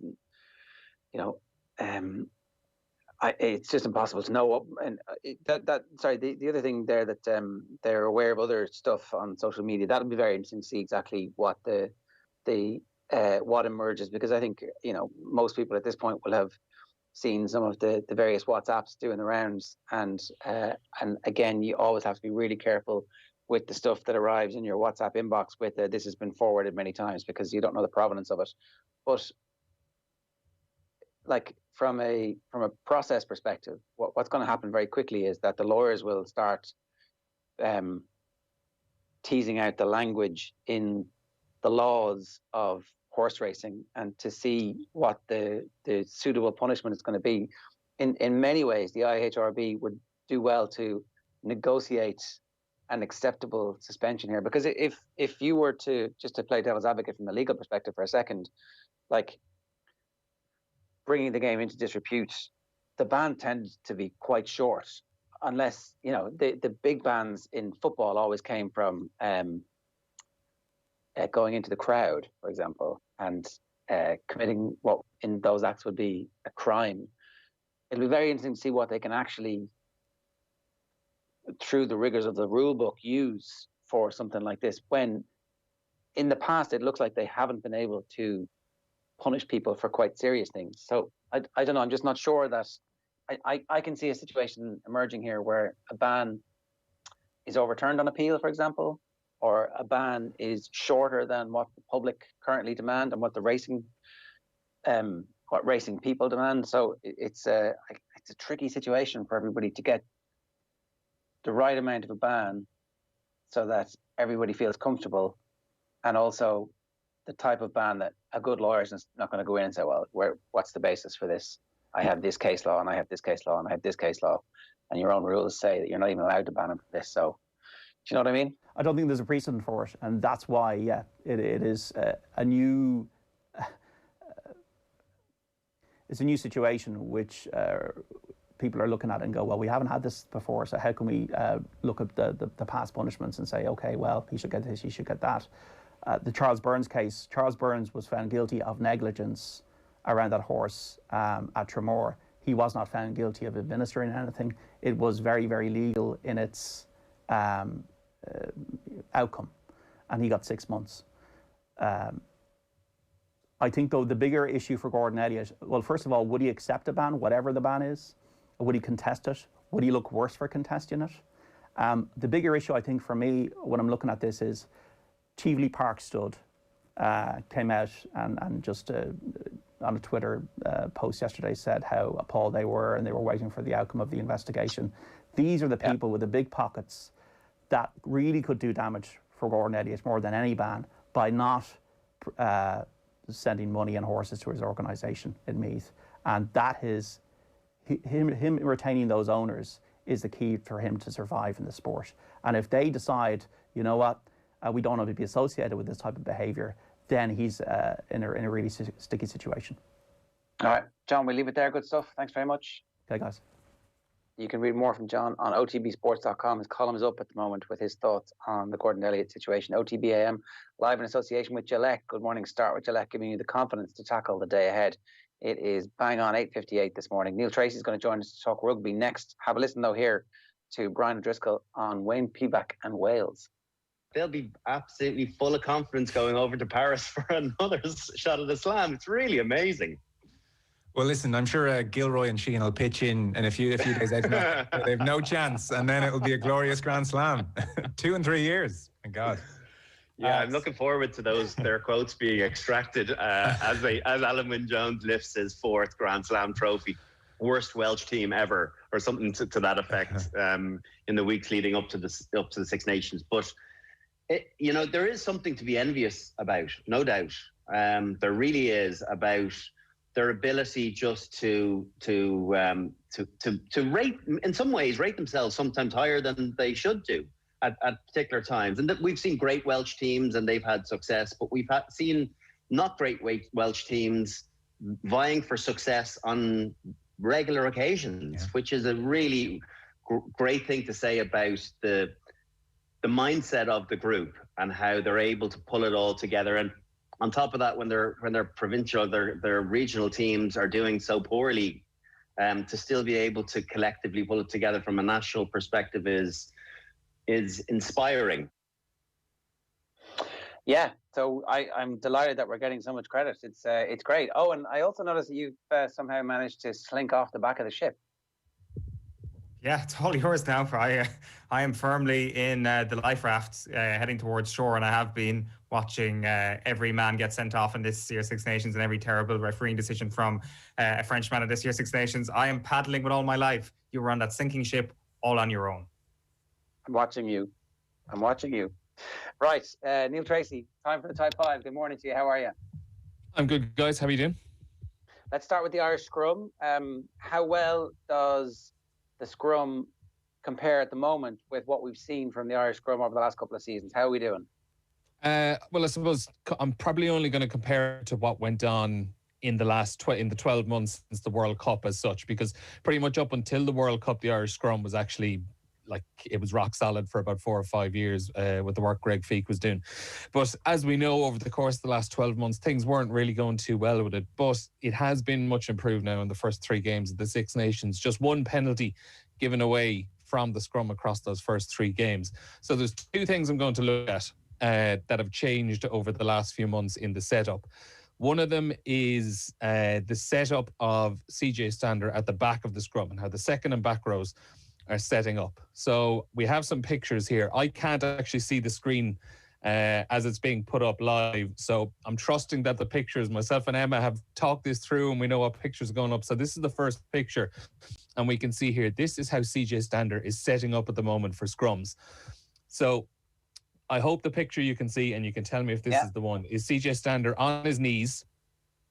So this is the game against Italy, 49 minutes 47 on the clock. CJ Stander is down on his knees. And you can actually see that where he's binding on his second rows in front of him, he's actually coming in under their legs rather than, as you would normally see, binding around the side of their hips. So what Ireland have been doing for the last few months is that the Saracens model, pretty much, the Saracens model that crushed Leinster, is kind of based on the fact that second and back rows are all starting out kneeling down on the ground. And then as the scrum, crouch, they all get up off their knees together, as opposed to what a lot of teams would be doing, where their second rows have 1 knee on the ground and one standing up. So they just kind of step up off it. This kind of all knees on the ground is seen as maybe a bit more stable, and it leads to a lot less resets. So what Ireland are starting to do now is they're having CJ Stander kneeling on the ground before the scrum is even set up and tucking his bind in under the second rows. Now, if we go on to our second picture, this is what CJ Stander would have been doing, or Caelan Doris, I should say, whoever was playing number 8. This is how they would have been getting ready for the scrum prior to this season. So as you can see there, he's almost in a kind of a squatting position. He's putting all of his weight right back, leaning right back. And what they had been doing was they were binding onto the hips like most number 8s will be doing. But what Ireland seemed to be doing anyway was that they seemed to be pulling those second rows as close as possible together.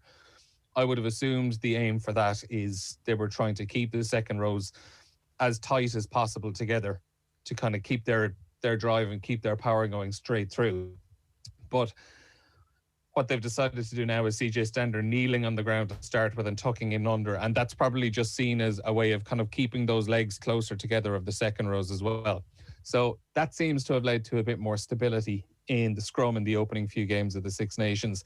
But one other thing Ireland have been doing as well is the work of the second rows.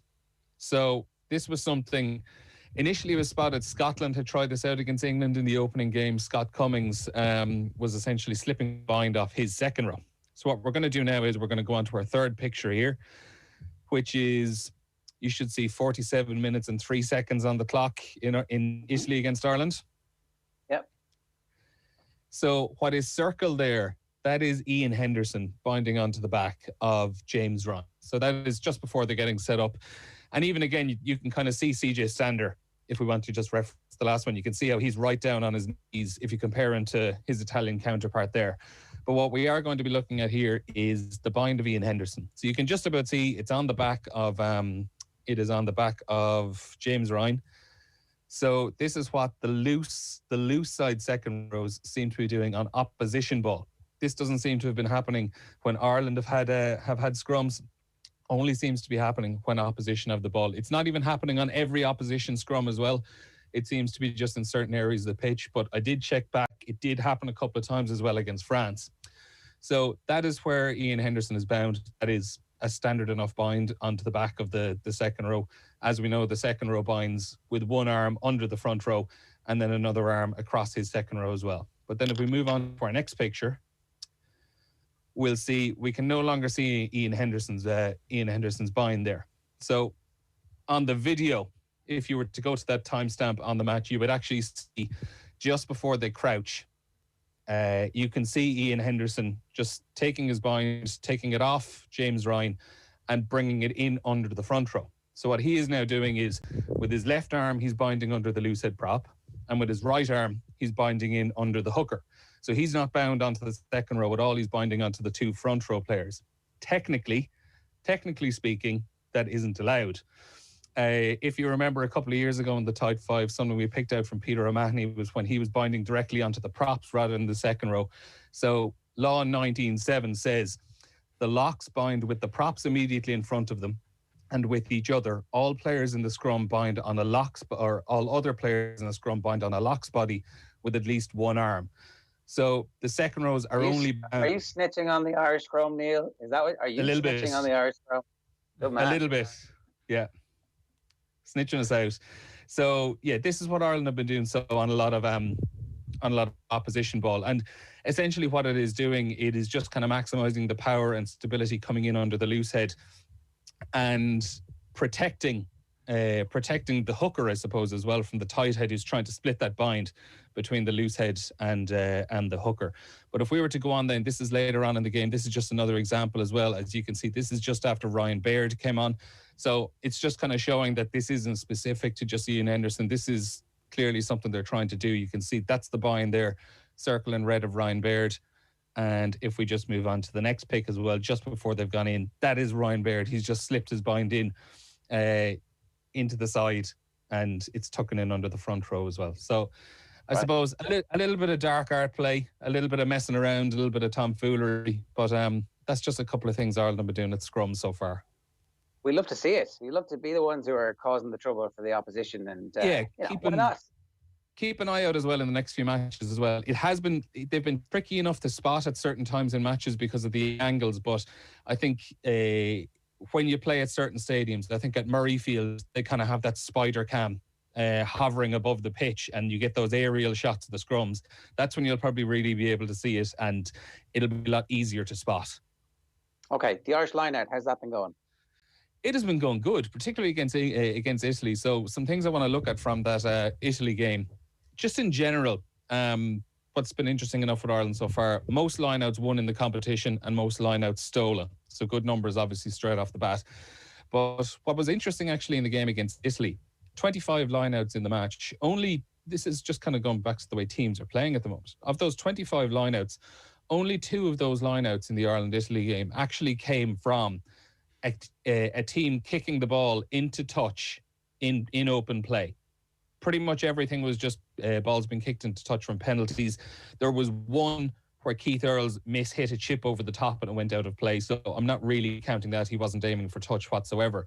But Billy Burns kicked one ball aiming for touch from open play in the 77th minute. Italy kicked one ball aiming for touch in open play in the 45th or so minute. So that was quite interesting. But also, as we always know with Ireland, they love to use their lineout to attack and create direct scoring opportunities. Ireland's first 5 lineouts of the game directly set up tries. Now, I am including Ian Henderson's try that wasn't here because, like we all know, that ball was grounded, so I don't really think there was much more they could have done. But that was quite interesting because you're talking up until half-time pretty much, or into the early stages of the second half, that on each occasion Ireland got a line-out. They got over the line and touched the ball down off the back of it. So they were very, very clinical. And it wasn't so much the play calling, but the attitude. It was all about quick ball. For each of these 5 cases, if you look back at them, you're going to see the speed of the attack in the initial phases, in the initial rucks right after the line-out happened. So first for the Henderson one, even though it was chalked off, I think it's still worth talking about because it was a really good move. And you'd see the speed of the attack. There was 4 rucks leading up to the point where Ian Henderson dotted the ball down over the line. 3 of those rucks lasted 2 seconds or less. So by the time the ball carrier hit the ground, from the moment that happened until the moment Jameson Gibson Park would pass the ball away, it was less than 2 seconds. So he deserves a lot of credit for being right up there as well and being right up on top of the players. And for those other further tries as well, there were a few phases each time. Most of those were in under 2 seconds. On the first one, though, if people want to go back and look at it, this was where it started was the line kicked into the 22 and Ronan Keller threw that. He went for the big overthrow that Robbie Henshaw ran onto the back of, if you remember that. Yeah. Well, what was actually quite fun looking back on it, you can see as the teams are getting ready for the line, as you can see Keller is standing up at the touchline and the camera zoomed in on him. And you can actually see as he's holding the ball above his head, He's not actually looking at his line-out whatsoever. He's looking off to the left like that. So with hindsight, you can see he's absolutely just lining up Robbie Henshaw and kind of giving him the eyes. And what was good then as well is it all happened quickly. It was decisive and it was quick, because when you see the moment that Kelleher actually throws the ball, a handful of the Irish players are still actually only stepping into the line-out. And the Italian players, it's all about the cell as well.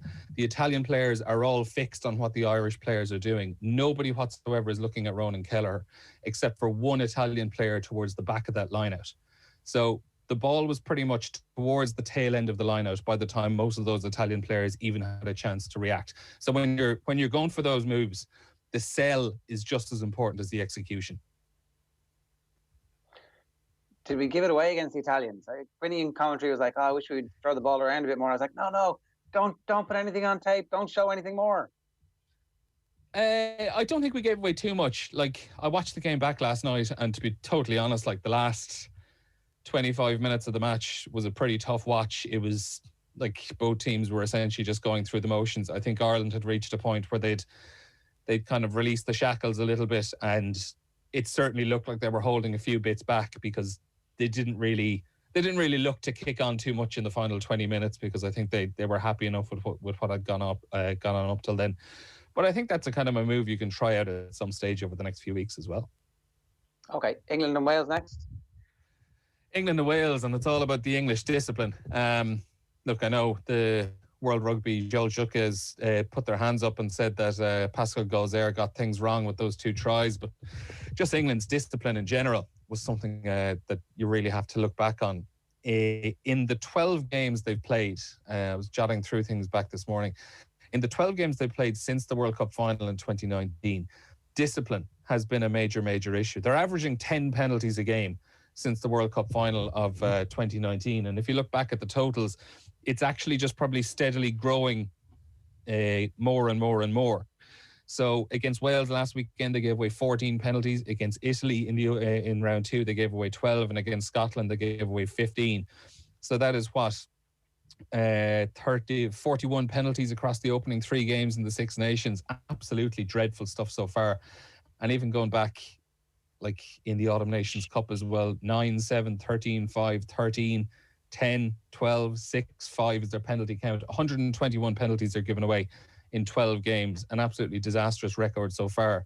But something I pointed out on Saturday as well, and I've kind of tried to mention it as well before, Maro Itoje, he gave away 5 penalties. He's given away 10 penalties in 3 games. They're not good numbers, obviously, but the man just has this ability.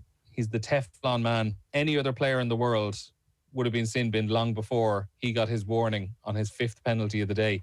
He's the kind of guy that on a normal day, he might give away 2 penalties when the average player would give away 6 or 7. There's so much the man is able to get away with. It's Richie McCaw-like ability.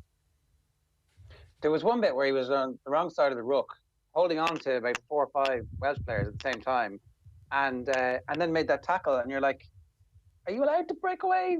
Sorry, it was on the wrong side of the maul. Are you allowed to do that? And then just after you'd been warned, which would have been a straight yellow at that stage. No, not even looked at, totally fine. Because he'd asked the touch judge, and sure, look, touch judges never make mistakes. We know that. Absolutely. There's an incredible just non-stick ability with him that it's kind of butter wouldn't melt in my mouth sort of thing, the way he looks at referees. It is like perfectly in line with what Richie McCaw used to be able to do. It's just knowing where the line is and knowing what the limits are, and almost being able to read the body language of the referee and you know what way he's going to move. It's an incredible ability to read people. But look, overall, discipline, a major, major issue for England. And you see it in any game they lose over the course of the last few years. They get on the wrong side of the referee early on, and they just do not seem to be able to adapt to the interpretation that the referee is putting out. Most teams will spend the first 10, 15 minutes figuring out what way the referee is going to lie on certain things. England just seemed to go out with a game plan and a way of taking on rucks or offside lines or whatever, and they just do not seem to be able to adapt. Neil, good stuff. We're going to leave it there. We'll keep the other 2 for later on in the week because we got into a deep dive there on the scrummaging techniques, and that was brilliant. So that's Neil Treacy with 3 of our Type 5.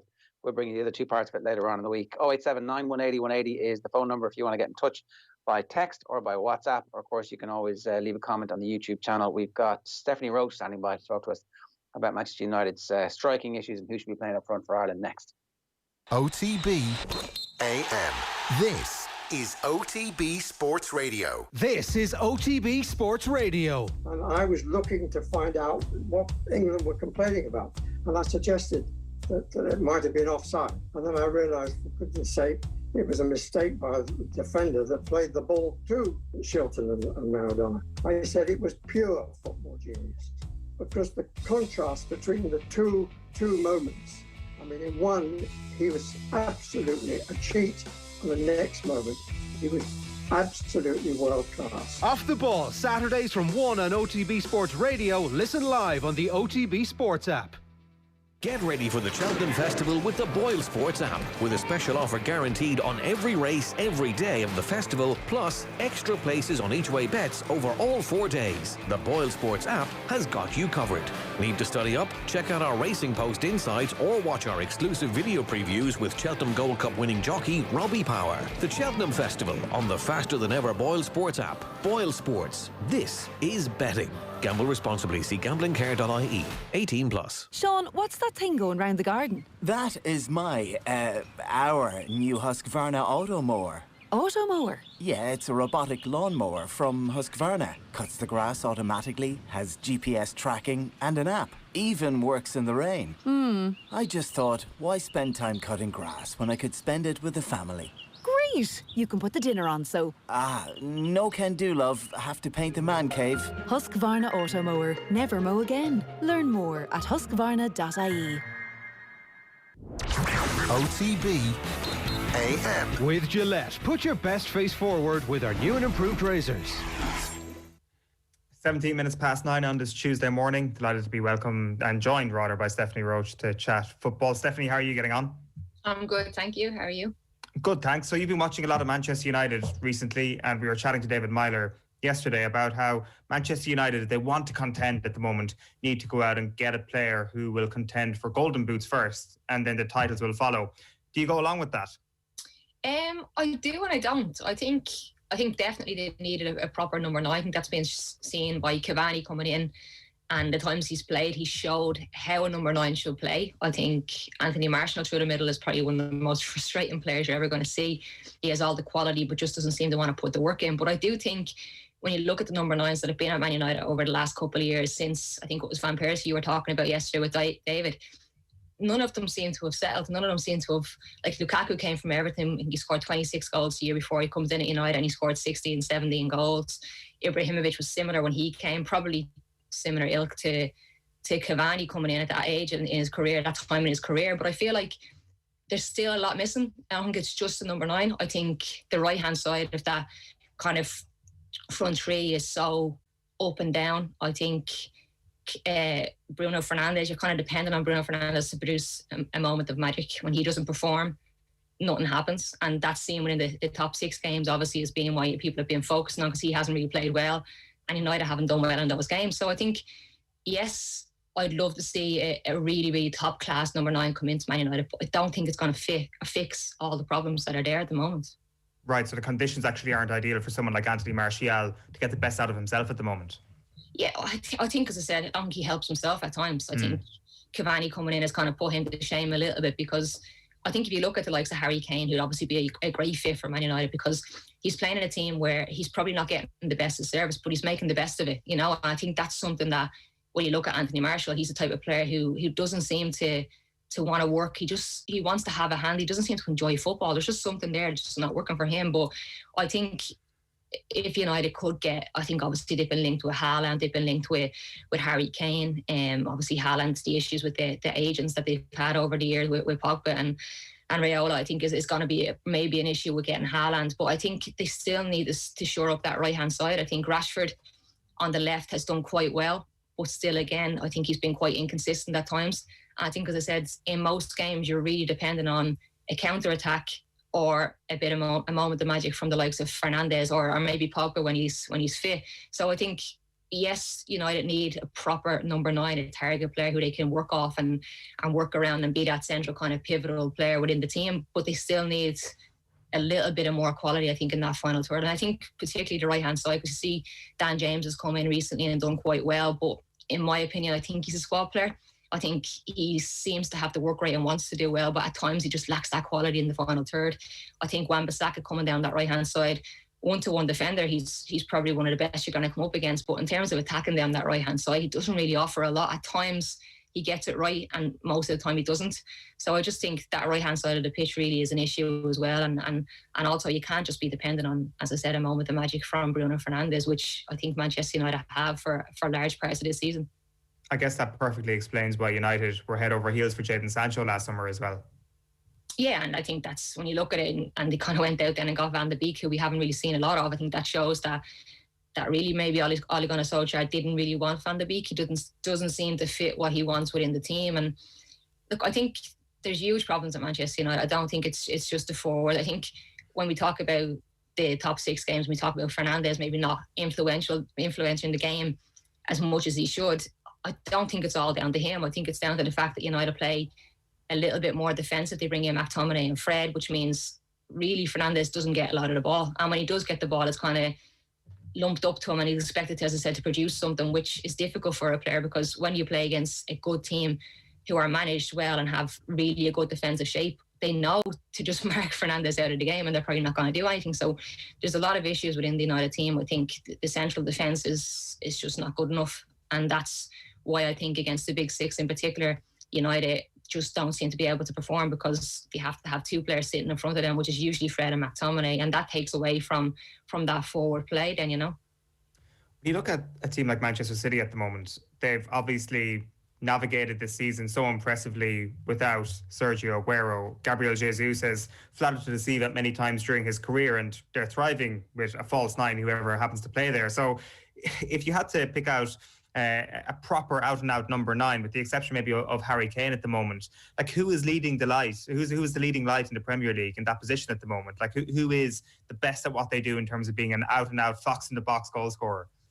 In the Premier League or just in world football? In the Premier League. I have to say I've watched a lot of Calvert-Lewin lately.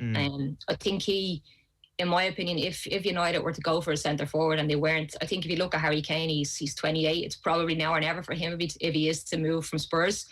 Will United or maybe one of the bigger teams pay a lot of money for a player who maybe is coming towards the end of their career? Look, I still think he has a lot of time left. Haaland's 20 years of age, and when you look at Calvert-Lewin, he's 23, I think, and he's playing in the Premier League. He's proven this season that he can kind of do the hard, dogged work that's needed. But he's also a proven goal scorer within the Premier League, and he's 23, as I said, so he still has maybe a bit more improvement to come. So I think he could be a player who could maybe fit the bill at Man United if, as I said, they don't go out and get the star strikers such as Haaland or Kane. I just think watching him, he seems to, and with Ancelotti coming in, he seems to be getting the best out of him. I think, as I said, he has room for improvement, but he's also proved that he can score goals within the Premier League. Romelu Lukaku is somebody who's scoring lots of goals and playing quite well at the moment. Is there any chance that he might be the perfect solution to this conundrum that they have? To Man City or to Manchester United? United. To United. Sorry, I was wondering. I was like, nah, I don't think so. He's not going to come back to Manchester United, is he? I think the stick that he got the last time he was here, I think United, he just didn't fit the bill. He just didn't work. And as I said, and that's kind of where I go back to. I think the problems of Manchester United, it isn't just the number 9. I think it's the service that we get into the number 9. It's the play around them. It's they're counting on that counter-attacking footballer, or as I said, a moment of magic from the likes of Bruno Fernandes or Pogba when he plays. And I think it just shows that how badly, I suppose, he was treated when he was at United. When he went to Inter Milan, he's scoring for fun and he's playing really, really well. So maybe the system over there fits him better. He's playing with a player right up alongside him, and they seem to be linking quite well together. So I think he's done quite well there, but I don't see him coming back to Manchester United. I know he was linked with Man City a while ago when they were having the issues, I think, wasn't he? So I just don't think he'd be back to Manchester United. The problems that you're talking about Manchester United having are obviously deep-seated. If they don't trust their defence, that they have to play 2 defensive midfielders, if the only attacking creative threat that they have in those big games is Bruno Fernandes and the opposition knows this, it's pretty easy for them to mark him out of it or to deny him the service that he needs or the space that he needs to progress. That means that there's like root and branch restructuring of the team that needs to happen. So they're not really that close to being a title contender. No, and I think Ole Gunnar Solskjaer, when he spoke, and I can't remember what game it was after, but he said that they aren't title contenders, and it's other people saying they are. And I think really I'd say Solskjaer, looking at the squad he has, is probably, which I don't like to see from Manchester United manager, he seems happy enough with how they're doing, because they are really a team that still they're not complete. And I think that's shown, as I said, I think in the top six, obviously when they played against Spurs, you had Matic and Pogba playing in there, and you're expecting maybe Pogba to link up with the likes of Fernandes and have that extra bit of quality in there. But it showed in that game that they need to have players protecting those two centre halves. It was Bailly and Maguire that day, and sometimes it's Maguire and Lindelof. And I just think when Maguire, Lindelof and De Gea play, they just seem, they confuse each other. They make each other nervous. And for me, that's, if you look at the teams, obviously City are sorting out their defensive problems over the season. Liverpool last season, they sorted out the defence and their goalkeeper, and they've gone on to do well. So I think you got to get the foundations right, and I think that's a huge problem at Manchester United at the moment. I think it's that central defence, and I just think they need to sort that out and then build upon it, because, as I said, I think in the top 6 games, it's quite clear to see that they just don't have the quality to get forward, because they have to sit in there and protect the two centre halves. When it comes to the Republic of Ireland then, Stephanie, it's a conversation we've been having for the last week or so about the starting team for Serbia. I guess let's just throw this out into the open. Do you have an idea of who you would be starting up front for Ireland in that game against Serbia next month? Yeah, it's a difficult one, isn't it? I think you got to look at, for me, when I come into the international setup and I see players, you want to kind of see players playing who have been playing for their clubs, and that's probably an issue that Stephen Kenny's going to have, because I think Adam Meada came on at the weekend and scored for Norwich, but he hasn't been starting. And I think when I look at the starting three kind of against Bulgaria, it was Curtis on the left, Collins through the middle, and Horgan out right. And I think Horgan really impressed. I think he done quite well in those games, but again, he's not playing, he's not starting for his team. The last 2 games, I think he started the game previous, but it's about match practice. And I think when you come in to play international football, you got to be ready, and you got to be kind of at the top of your game. So I think he's going to have issues in terms of those players who aren't really playing. I think Ronan Curtis is playing quite a bit for Portsmouth, and in fairness to him, he done okay against Bulgaria, but just maybe lack that little bit of composure and quality in the final third. So he's a player maybe who's going to come in with match confidence. Will you look at him again? I'm not sure, but I think he really he's given pretty much every player a chance in that top role, apart from maybe Obafemi, who's been out injured. So it'd be interested to see who gets the kind of the nod against Bulgaria. Is Shane Long an option? Sorry? Is Shane Long an option at this point? I think he's done the right thing in terms of going away to get football. Obviously, he didn't start the last game for Bournemouth, as far as I remember, but he's got his goal, so he needs to get back playing regular football, and he's done the right thing, I think, in terms of going to Bournemouth to try and get some minutes under his belt. But it's, as I said, I think it's a problem for Irish strikers at the moment, because I think people are liking to see these new players come in and do well, but they have to be playing at their club to be able to come in and perform at international level. And I think even if you look at the standard where they're playing, I think I mentioned Ronan Curtis, he's playing in League One, but is that a good enough standard to be able to come in and then perform at international level? We talk about the League of Ireland players as well. With Jack Byrne, he was pushed all the time to try and come in and play, and that was the question: is the level good enough? But I think first and foremost, you got to be getting minutes at your club before you can come in and demand to play at senior international level. Stephen Kenny obviously likes Adam Meada. He's picked him whenever he's been available to him. He clearly wants to play Connolly as much as he can as well. Have you seen enough from Stephen Kenny to think that he actually just has his players? Like, Shane Long wasn't in the squad before. It'll be interesting to see if Long, now that he has got his move, is in the squad, and if he decides that, okay, you are somebody who I can use in the team. Because it seems to me that Shane Long's pace off the bench would be a very good asset to have in any of the games that we've been playing in under Stephen Kenny. What's your gut instinct about who the actual starting three will be? Stephen Kenny will pick then.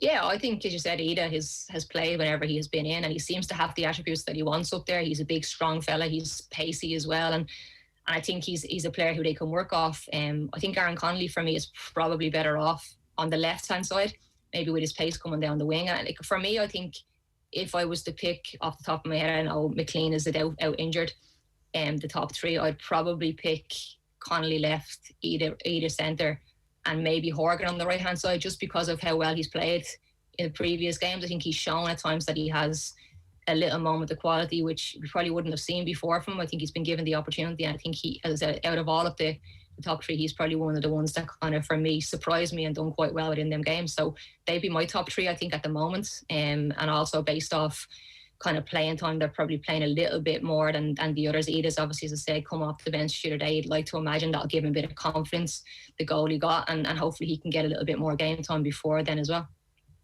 Stephanie, the news came through as well that the new TV deal for the League of Ireland will include the Women's National League being streamed for free. This is a big leap forward. Yeah, definitely. I think it's great to see.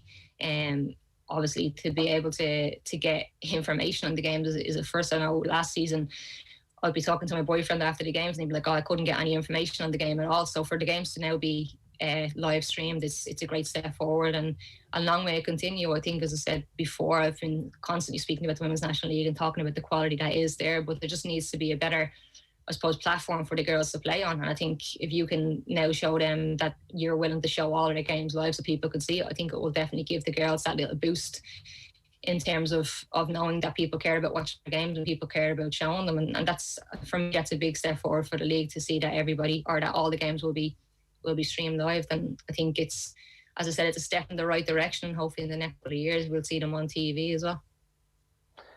In terms of the other news that happened over the last while, Vera Pauw has signed a deal to stay on as head coach of the women's national team. It seemed like she had unfinished business, and certainly the mood music had been that she would stay on. Is this the right decision for Irish football at the moment?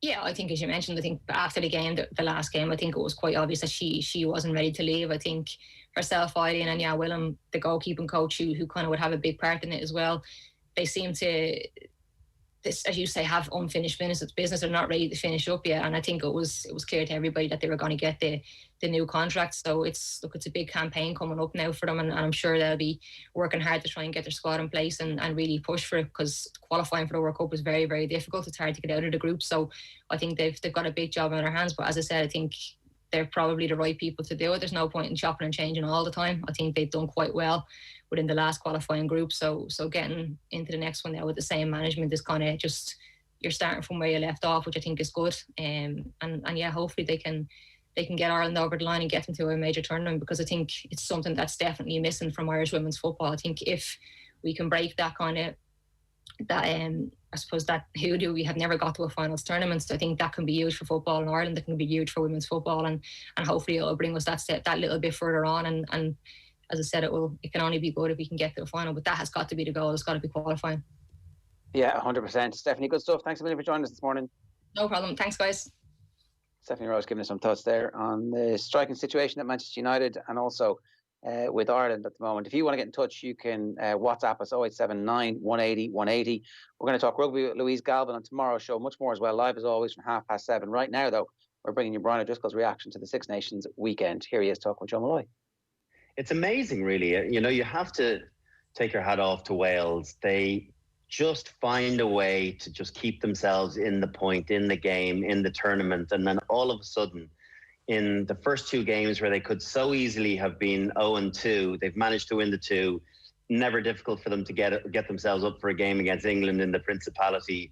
And now, odds on, well, they're going to be in, Stade de France with a Grand Slam at stake. And we don't know, obviously, what's going to come of, the French Minister for Sport is making all sorts of threats with what's gone on within the French camp to pull them from the circumstances in which they find themselves in. So it's really amazing, because all of a sudden, after the weekend's performance with Wales, they looked like a good Welsh team, but this was not a good Welsh team in round one, and a little bit better in round two. But they needed moments of magic to get them out of a hole. But now it looked like a much more competent performance against England, and they'll be absolutely full of confidence going over to Paris for another shot at the slam. It's really amazing. Well, listen, I'm sure Ger Eoin and Sheen will pitch in a few days out. They have no chance, and then it'll be a glorious Grand Slam. 2 and 3 years. Thank God. Yeah, I'm looking forward to their quotes being extracted as Alan Wynne-Jones lifts his 4th Grand Slam trophy. Worst Welsh team ever, or something to that effect, in the weeks leading up to the Six Nations. But there is something to be envious about, no doubt. There really is, about their ability just to rate, in some ways, rate themselves sometimes higher than they should do at particular times. And that we've seen great Welsh teams and they've had success, but we've seen not great Welsh teams vying for success on regular occasions, which is a really great thing to say about the mindset of the group and how they're able to pull it all together. And on top of that, when their provincial, their regional teams are doing so poorly, to still be able to collectively pull it together from a national perspective is inspiring.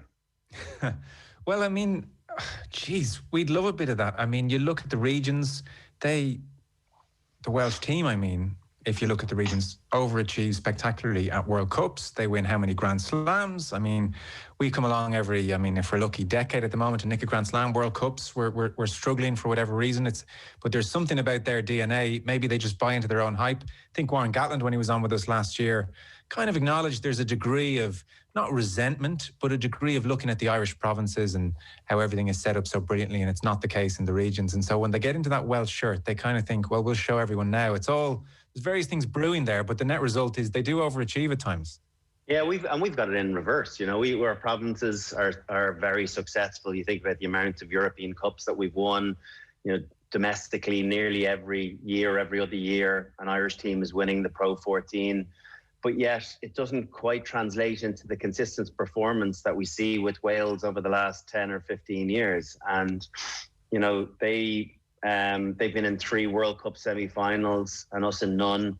And they, you know, look, we've got 3 Grand Slams to our name, and they've got 3 in the last 8 or 9 years. So, yeah, you have to, whether you love them or loathe them, you have to acknowledge and appreciate what they've managed to do when their backs are against the wall. The other thing as well is Pivac had lost like 7 of the opening 10 games. They were calling for his head, and gone. Now all of a sudden is like he's the new savior. So it's funny how quickly it can turn around, and no better team to do it when their backs are to the wall. They do deliver. Yeah, well, it was a hell of a game on Saturday. We'll come to that in a moment in a bit more depth. Italy 10, Ireland 48. 6 tries in Rome.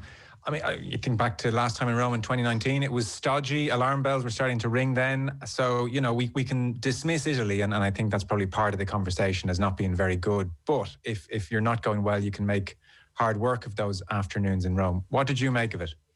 I thought in this order, Ireland were very, very good. And secondly, Italy were disappointing. And I think it's important to stress that, because I do think that irrespective of the opposition, if Ireland had played with that same sort of intent, with the same sort of clinical nature that they did show, even though they left some scores out there, I think they would have performed well against a lot of teams in the Six Nations, even the best sides. They'd have been in the hunt against England's and France's and Wales, no doubt.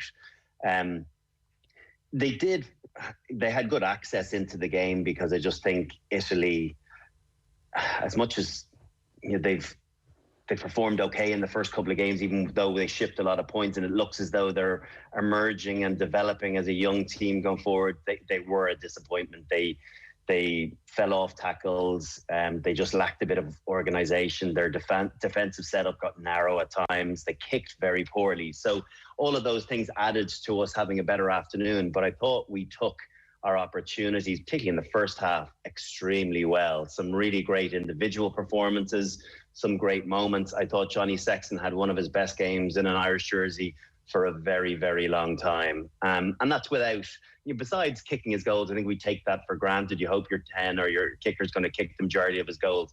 Take that aside. I thought his shot selection, pulling the trigger on certain plays, the quality of his passing, kicking when needed, he got the balance, and it felt like he was a conductor of an orchestra out there, and he facilitated others to really shine as well. And I think that's the new Johnny Sexton. He's not going to be the X-factor player himself. He'll have moments of brilliance, but it's going to be how he's able to draw it out of other players. And I think he silenced the critics with that. Yes, it is Italy, okay, and you have to do that against Scotland, got to do that against England, but he is, we've been waxing lyrical about him, why he's still very much number one, and I think that really showcases that pass to Keith Earls at the end. it seems simple. Not every 10 throws that. They really don't. Like Geraldine O'Driscoll would have been able to run that one in on down the touchline. But to still be able to catch path, throw at speed and look at the shoulders of the Italian winger and identify that's where the space was. That's a unique skill. And there's not many 10s around that are capable of finding that pass more often than not. I know, we're rushing him out the door. We've got to be careful. We are rushing him out the door. That's the other thing as well. Yeah. Like, the only reason that I'm mindful of him is because I'm worried. I'd be worried about his body holding up. There's no doubt Johnny Sexton's mind and head and physical capabilities are still great. But when you get into 36, 37, 38, you're going to have calf issues. You're going to have quad issues. You're going to have hamstring issues. And I think an over-reliance on that would be massively unhealthy. And it's for those reasons that I think we have to look elsewhere and have a really good, support role in coming through. And thankfully with Joey Carberry coming back, all of a sudden it doesn't seem so tragic anymore. But I do feel that Johnny Sexton no doubt has the capabilities of playing in the World Cup in a couple of years' time if he can just control things. By the way, his defence, like we take that for granted. His defence is remarkable for an international 10, really is. I hate that he still hits high and he's, we've talked about him encouraging those occasional head collisions and stuff. He's not going to change that technique now, but his willingness to get stuck in and want it to be as impressive a part to his game as everything else.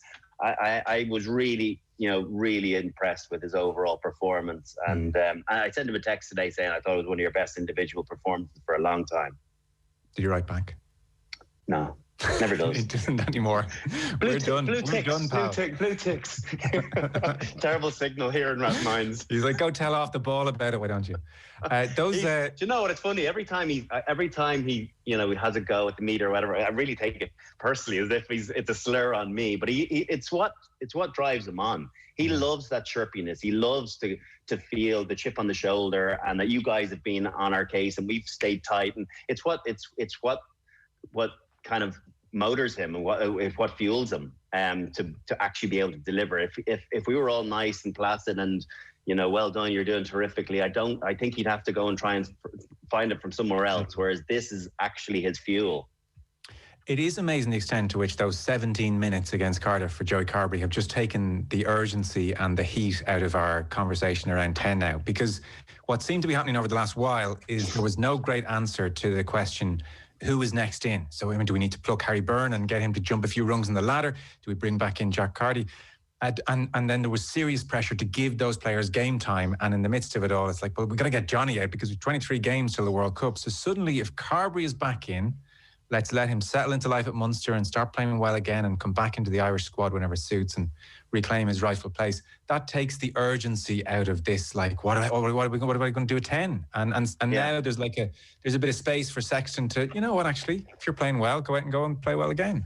I think it also gives us an opportunity with less pressure on one of those younger lads to cap them before their time. And I've been banging the Harry Byrne drum, for a while, and that's almost. It felt a little bit panicky from my perspective too, because I was worried about the gulf and that we need to get game time and so on. And maybe it is a bit before his time. He was okay against Dragons without being, spectacular. But what it does do is it takes with Joey coming back in and back playing, it takes the focus off the desperation that we need to find an answer to Johnny Sexton. Plus Johnny Sexton continuing to play well at the weekend. It's all about, okay, let's all just mellow a little bit. Yeah. The problem hasn't ultimately gone away because Johnny Sexton's still not getting any younger, but it's just the pressure valve has been released a little bit on the necessity to do it here and now, and we got to find that replacement, because it feels as though we've got multiple fits now, depending on what happens over the course of the next 12 months. So you said it Saturday, and in this order: 1, Ireland were very, very good, and Italy most certainly were not.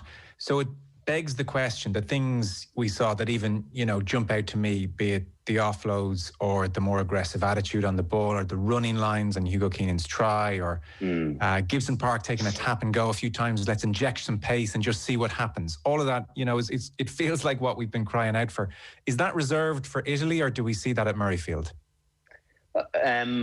And I think you've got to play with a high tempo against Scotland as well. I think that's where part of the issue. We were kind of in third gear an awful lot in the first couple of games. It didn't feel as though we ramped it up. And I think that stuff of injecting pace, and Gibson Park got turned over on one of those taps and goes, geez, the last thing we can do is berate him because he's trying to bring something new to the setup. Those things are going to happen.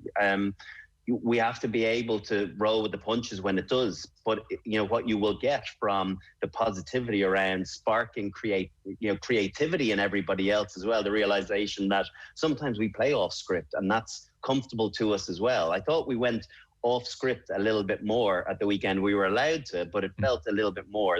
Some of the running lines from Hugo Keenan were beautiful.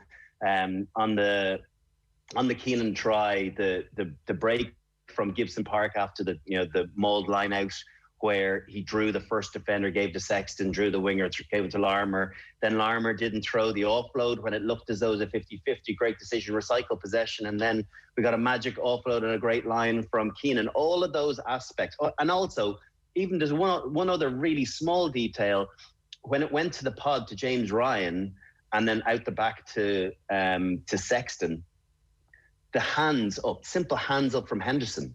If you watch the defensive line, two of them have a look in at him. And the knock-on effect is it just the rest of the defensive line lacks security. They have a little turn in, and that's hundredths of a second, but that is the difference between scoring tries at international level and not, and having the security of being able to push out or make a dominant hit.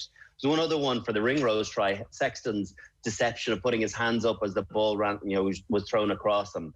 That holds Cana for 300ths of a second. That's the difference between a positive impact and him, a scrag tackle where Ringrose gets over the line. So all those little 1% and 2%ers went our way this time round because of the small efforts, the work done off the ball, where only coaches will be thankful for it. But if you kind of go through it forensically, there was so much good stuff, selfless stuff where players are doing it for the betterment of the team rather than just for themselves. So a few things to ask you about. Tadhg at 6, Connors at 7, Stander at 8. Obviously there are plenty of names floating around behind them. We're hoping Dan Levy's back soon. There's Josh van der Fleer. There's a O'Mahony suspension coming to an end. Caelan Doris, yeah, of course. Rhys Ruddock, Jack Conan was on the bench. Ryan Baird was involved off the bench. But is that...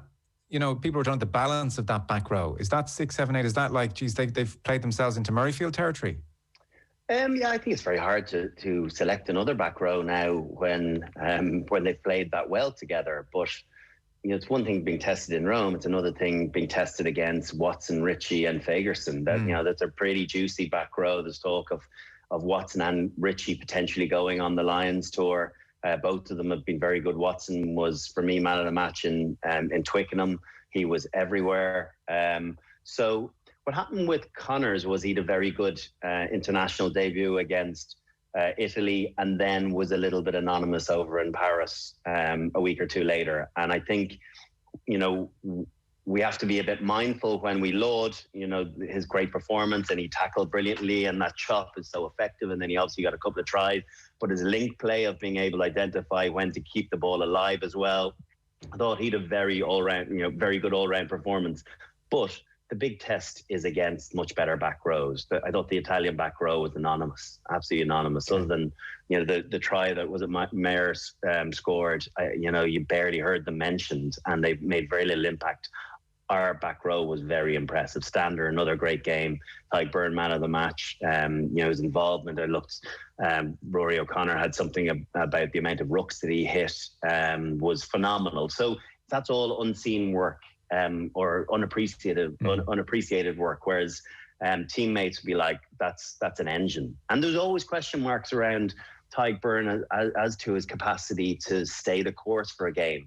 Kind of dipped in and out and had those magical moments, but then he might be anonymous for 5-10 minutes. That's definitely not the case with the new Tadhg. It does feel as though he's an all-action player on both sides of the ball. So very exciting, and it's difficult to drop a guy when you've had a convincing victory like that for the next game. You kind of earn the right to get another opportunity until you fail or you don't meet the coach's expectations. So I would anticipate that the back row will certainly remain the same. And if Conor Murray's back fit, has Gibson Park earned the right? Definitely. I thought he played really well. On second viewing, you know, defending the edge, tackled well, marshalled things well. You know, I think his pass looked, you know, almost ordinary maybe because of Craig Casey's when he came on, but the rest of Gibson Park's game, I think he's a very sharp footballer. And I think definitely, it's very difficult to drop either him or Casey. And I thought Casey was brilliant for his 16 or 17 minutes.